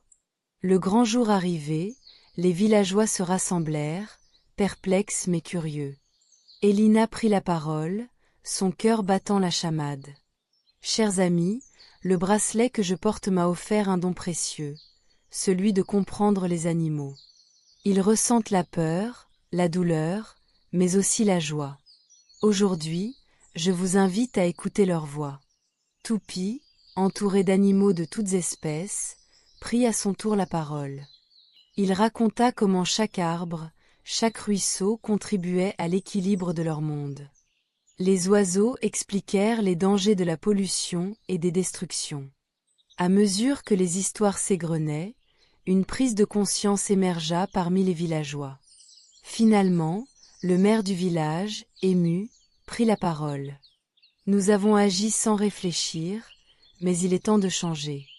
Nous devons cohabiter avec nos voisins de la forêt, non pas les ignorer. » Il proposa de créer un parc protégé, permettant aux humains de découvrir la beauté de la nature tout en protégeant les habitats des animaux. Tous applaudirent avec enthousiasme, et Elina sentit son cœur se remplir de fierté. Elle avait non seulement permis un échange précieux entre ces deux mondes, mais elle avait aussi renforcé l'idée que la coexistence était possible. En rentrant chez elle ce soir-là, Elina retira le bracelet avec un sourire. Plus qu'un simple accessoire, il avait été le symbole d'un changement profond. Elle comprit que la clé d'un avenir meilleur résidait dans l'écoute, le respect et l'ouverture d'esprit. Leçon de vie. Parfois, il suffit de tendre l'oreille pour entendre la voix des autres. Lorsque nous écoutons et respectons les besoins de chacun, nous pouvons construire ensemble un monde harmonieux. Titre: La quête des étoiles oubliées. Il était une fois, dans une école spatiale flottant au-dessus de la planète Lumina, un groupe d'amis inséparables. Nova, une brillante astronome, Orion, un passionné de technologie, Stella, une experte en langues extraterrestres, et Cosmo, le rêveur du groupe. Leur école, l'Académie des explorateurs galactiques, accueillait des élèves de toutes les galaxies, mais ils avaient un défi de taille devant eux. Un jour, leur professeur de cosmologie, le docteur Zénith, les convoqua. « Chers élèves, notre belle planète Lumina est en danger. Un ancien artefact, la clé des étoiles, a été dérobé. Si nous ne le retrouvons pas, notre monde sera oublié pour l'éternité. » L'inquiétude s'empara du groupe. Nous avons une semaine pour résoudre l'énigme des étoiles oubliées. Cela nécessitera intelligence, créativité et travail d'équipe. Déterminés, les amis commencèrent leur quête. Leur première étape les mena à la bibliothèque intergalactique, un immense bâtiment rempli de livres anciens et de hologrammes de galaxies lointaines. Là, ils découvrirent un fragment de l'énigme, pour retrouver ce que l'univers a oublié, chercher où se rencontrent les trois lunes. Intrigués, ils décidèrent d'étudier la carte stellaire. Après plusieurs heures d'analyse, ils réalisèrent que les trois lunes étaient en fait dans le système de Silari, un endroit où ils avaient déjà fait un voyage scolaire. En utilisant le vaisseau spatial d'Orion, ils se dirigèrent vers Silari. En approchant, ils virent les trois lunes dansantes autour de leur planète. Cependant, en explorant la première lune, ils rencontrèrent une créature étrange et sage, un sélénite nommé Luma. « Pour progresser, vous devez déchiffrer la langue des étoiles, » dit Luma, avant de disparaître dans un nu de poussière d'étoiles. Stella se mit alors à traduire des symboles mystérieux gravés sur la lune. Chaque symbole représentait une valeur: respect, courage, amitié et persévérance. Le groupe comprit alors qu'ils devaient rassembler ces valeurs pour activer la clé des étoiles. Ils décidèrent de se rendre sur la deuxième lune, où ils pourraient tester leur amitié. Là, ils furent confrontés à des épreuves. Par exemple, une épreuve où ils devaient répondre à des questions sur l'histoire de Lumina. Chaque bonne réponse renforçait leur lien d'amitié et leur détermination. En réussissant à surmonter les obstacles, ils réalisèrent qu'ensemble, ils n'étaient pas seulement des amis, mais une équipe capable de surmonter n'importe quel défi. Finalement, ils voyagèrent vers la troisième lune. C'était là que se cachait l'artefact tant convoité, la clé des étoiles. Mais un dernier test les attendait, une chambre scellée où ils devaient aligner leurs valeurs. En plaçant des cristaux représentant respect, courage, amitié et persévérance dans le bon ordre, la chambre s'ouvrit, révélant la clé. Triomphant, Orion, Stella, Cosmo et Nova la prirent et retournèrent à Lumina. Lors de leur retour, ils arrivèrent juste à temps pour empêcher l'oubli de leur planète. À leur grande joie, la clé des étoiles émettait une lumière qui illuminait toute la région, rappelant à l'univers l'importance de Lumina. Le professeur Zénith les félicita. « Vous avez non seulement sauvé votre planète, mais vous avez également découvert une leçon précieuse. Chaque société, même celle qui peut sembler insignifiante, a sa valeur. Le respect, l'amitié et la persévérance sont les clés pour surmonter les défis. » Et ainsi, Nova, Orion, Stella et Cosmo continuèrent leurs études à l'académie, plus unis que jamais, sachant que la richesse de leur amitié était la véritable essence de leur victoire. Leçon de vie. Ensemble, grâce à notre amitié, notre respect mutuel et notre persévérance, nous pouvons surmonter n'importe quel obstacle et rappeler à chacun que chaque voix compte dans l'univers. Dans un petit village nommé Révonia, un groupe d'enfants s'était lié d'amitié autour de leur passion commune pour les rêves. Chaque soir, après avoir terminé leurs devoirs, ils se retrouvaient sous un grand chêne, où ils partageaient leurs rêves et imaginaient des mondes fantastiques. Mais un jour, l'un d'eux, Mila, eut une idée encore plus audacieuse. Et si, au lieu de simplement partager leurs rêves, ils pouvaient les vivre ensemble? Les enfants, excités par cette idée, prirent la décision d'unir leurs esprits avant de s'endormir, en se tenant par la main et en se concentrant sur l'imaginaire collectif. À leur grande surprise, ils se retrouvèrent dans un monde coloré, rempli de créatures étranges, de champs de fleurs chantantes et de rivières arc-en-ciel. Ce monde était le reflet de leur imagination, une toile peinte par leurs rêves communs. Dans ce nouvel univers, ils rencontrèrent un sagibou nommé Discernement, qui leur confia une quête, retrouver la clé de l'harmonie, cachée quelque part dans ce royaume enchanteur. Cette clé était essentielle pour maintenir l'équilibre entre les rêves et la réalité. Pour la trouver, ils devaient parcourir divers paysages, chacun représentant une valeur importante pour la vie. La confiance, l'empathie, le courage et la créativité. Le premier arrêt fut la vallée de la confiance, où des montagnes escarpées les défiaient. Chaque enfant devait exprimer ses peurs et ses doutes avant de pouvoir avancer. Grâce au soutien mutuel, ils réussirent à gravir la montagne, apprenant ainsi l'importance de croire en soi et en les autres.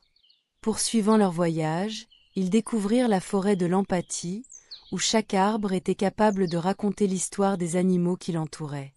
Ici, ils apprirent à écouter réellement les histoires des autres, à comprendre leurs sentiments, et à reconnaître que chacun a ses propres luttes. Dans les gorges du courage, ils rencontrèrent un dragon géant qui gardait un passage secret. Bien que terrifiés, les enfants réalisèrent qu'ils pouvaient surmonter cette peur ensemble. Un par un, ils s'avancèrent et apprirent que le courage ne consiste pas à ne pas avoir peur, mais à agir malgré la peur. Enfin, ils arrivèrent au lac de la créativité, où des couleurs et des formes se rejoignaient dans une danse envoûtante. Ici, ils durent créer une œuvre collective, réunissant leurs idées uniques pour façonner un tableau vivant qui révélerait la clé de l'harmonie. Après avoir surmonté ces défis, ils découvrirent finalement la clé de l'harmonie, qui brillait d'un éclat doré. En retour de leur succès, le sage hibou leur révéla que cette clé était le symbole de leur amitié et de la collaboration. En travaillant ensemble, ils avaient non seulement découvert des valeurs essentielles, mais ils en avaient également renforcé leurs liens. Titre: Le dragon de l'amitié dans la petite ville de Lumiville. Une fillette nommée Clara passait ses journées à explorer les forêts environnantes, à rêver d'aventures extraordinaires. Un jour, alors qu'elle jouait près d'une rivière scintillante, Clara découvrit un petit dragon miniature, caché sous un feuillage. Son écaille brillait de mille feux, et ses yeux curieux semblaient remplis de mystères. Le dragon, qu'elle nomma Émeraude, était issu d'une expérience scientifique qui avait mal tourné. Un savant fou avait voulu créer le dragon parfait, mais son invention s'était échappée. Clara et Émeraude devinrent rapidement de grands amis. Ensemble, ils s'amusaient à explorer la nature, à voler dans le ciel et à partager des secrets. Mais un jour, une menace inattendue surgit dans leur paisible village. Des aliens aux apparences étranges venaient d'atterrir avec l'intention de conquérir Lumiville et de s'emparer de ses ressources. Les habitants, paniqués, se cachèrent dans leur maison. Clara, ne pouvant pas rester effrayée, se mit en quête d'une solution. Elle se souvint des pouvoirs magiques d'Émeraude, qui, grâce à la magie de l'amitié, pouvaient réaliser des choses incroyables. Réunissant son courage, Clara expliqua la situation à son ami dragon. « Émeraude, ensemble, nous pouvons faire quelque chose. » s'exclama Clara. Si nous unissons nos forces, peut-être que nous pourrons convaincre ces aliens de partir en leur montrant la beauté de notre ville. Le dragon, touché par la détermination de Clara, acquiesça d'un hochement de tête. Avec ses ailes étincelantes et son souffle magique, Émeraude pouvait créer des illusions éblouissantes. Clara réfléchit à un plan. Elles allaient organiser un spectacle lumineux dans le ciel pour attirer l'attention des aliens. Le soir venu, Clara et Émeraude commencèrent leur spectacle. Les étoiles brillaient, et le dragon produisit des gerbes de lumière colorée, créant des formes majestueuses de fleurs, d'animaux, et même des cœurs flottants. Émerveillés par cette beauté, les aliens s'approchèrent pour observer de plus près. Clara, profitant de ce moment, s'adressa aux aliens. « Regardez ce que notre amitié et notre créativité peuvent réaliser. Nous ne sommes pas des ennemis, mais des amis. Pourquoi ne pas partager la beauté de notre monde au lieu de le conquérir ?» Les aliens, touchés par les paroles de Clara et le spectacle enchanteur d'Émeraude, réalisèrent que la peur et la conquête n'étaient pas la solution. Ils décidèrent de renoncer à leur projet et d'étudier la ville de Lumiville pour en apprendre davantage sur son petit peuple et ses merveilles.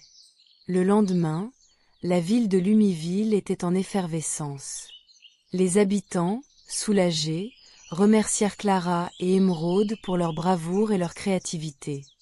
Grâce à l'amitié et à la confiance, un conflit avait été évité et de nouvelles amitiés s'étaient formées. À partir de ce jour, Émeraude et Clara continuèrent à explorer le monde, à partager des histoires et à répandre la magie de l'amitié. Et ainsi, Lumiville devint non seulement une ville rayonnante de culture et de bonheur, mais aussi un exemple pour tous de la puissance de l'amitié. Leçon de la vie. Parfois, la peur peut nous pousser à penser que la violence est la seule option. Cependant, apprendre à communiquer et à partager nos différences peut transformer des ennemis en amis.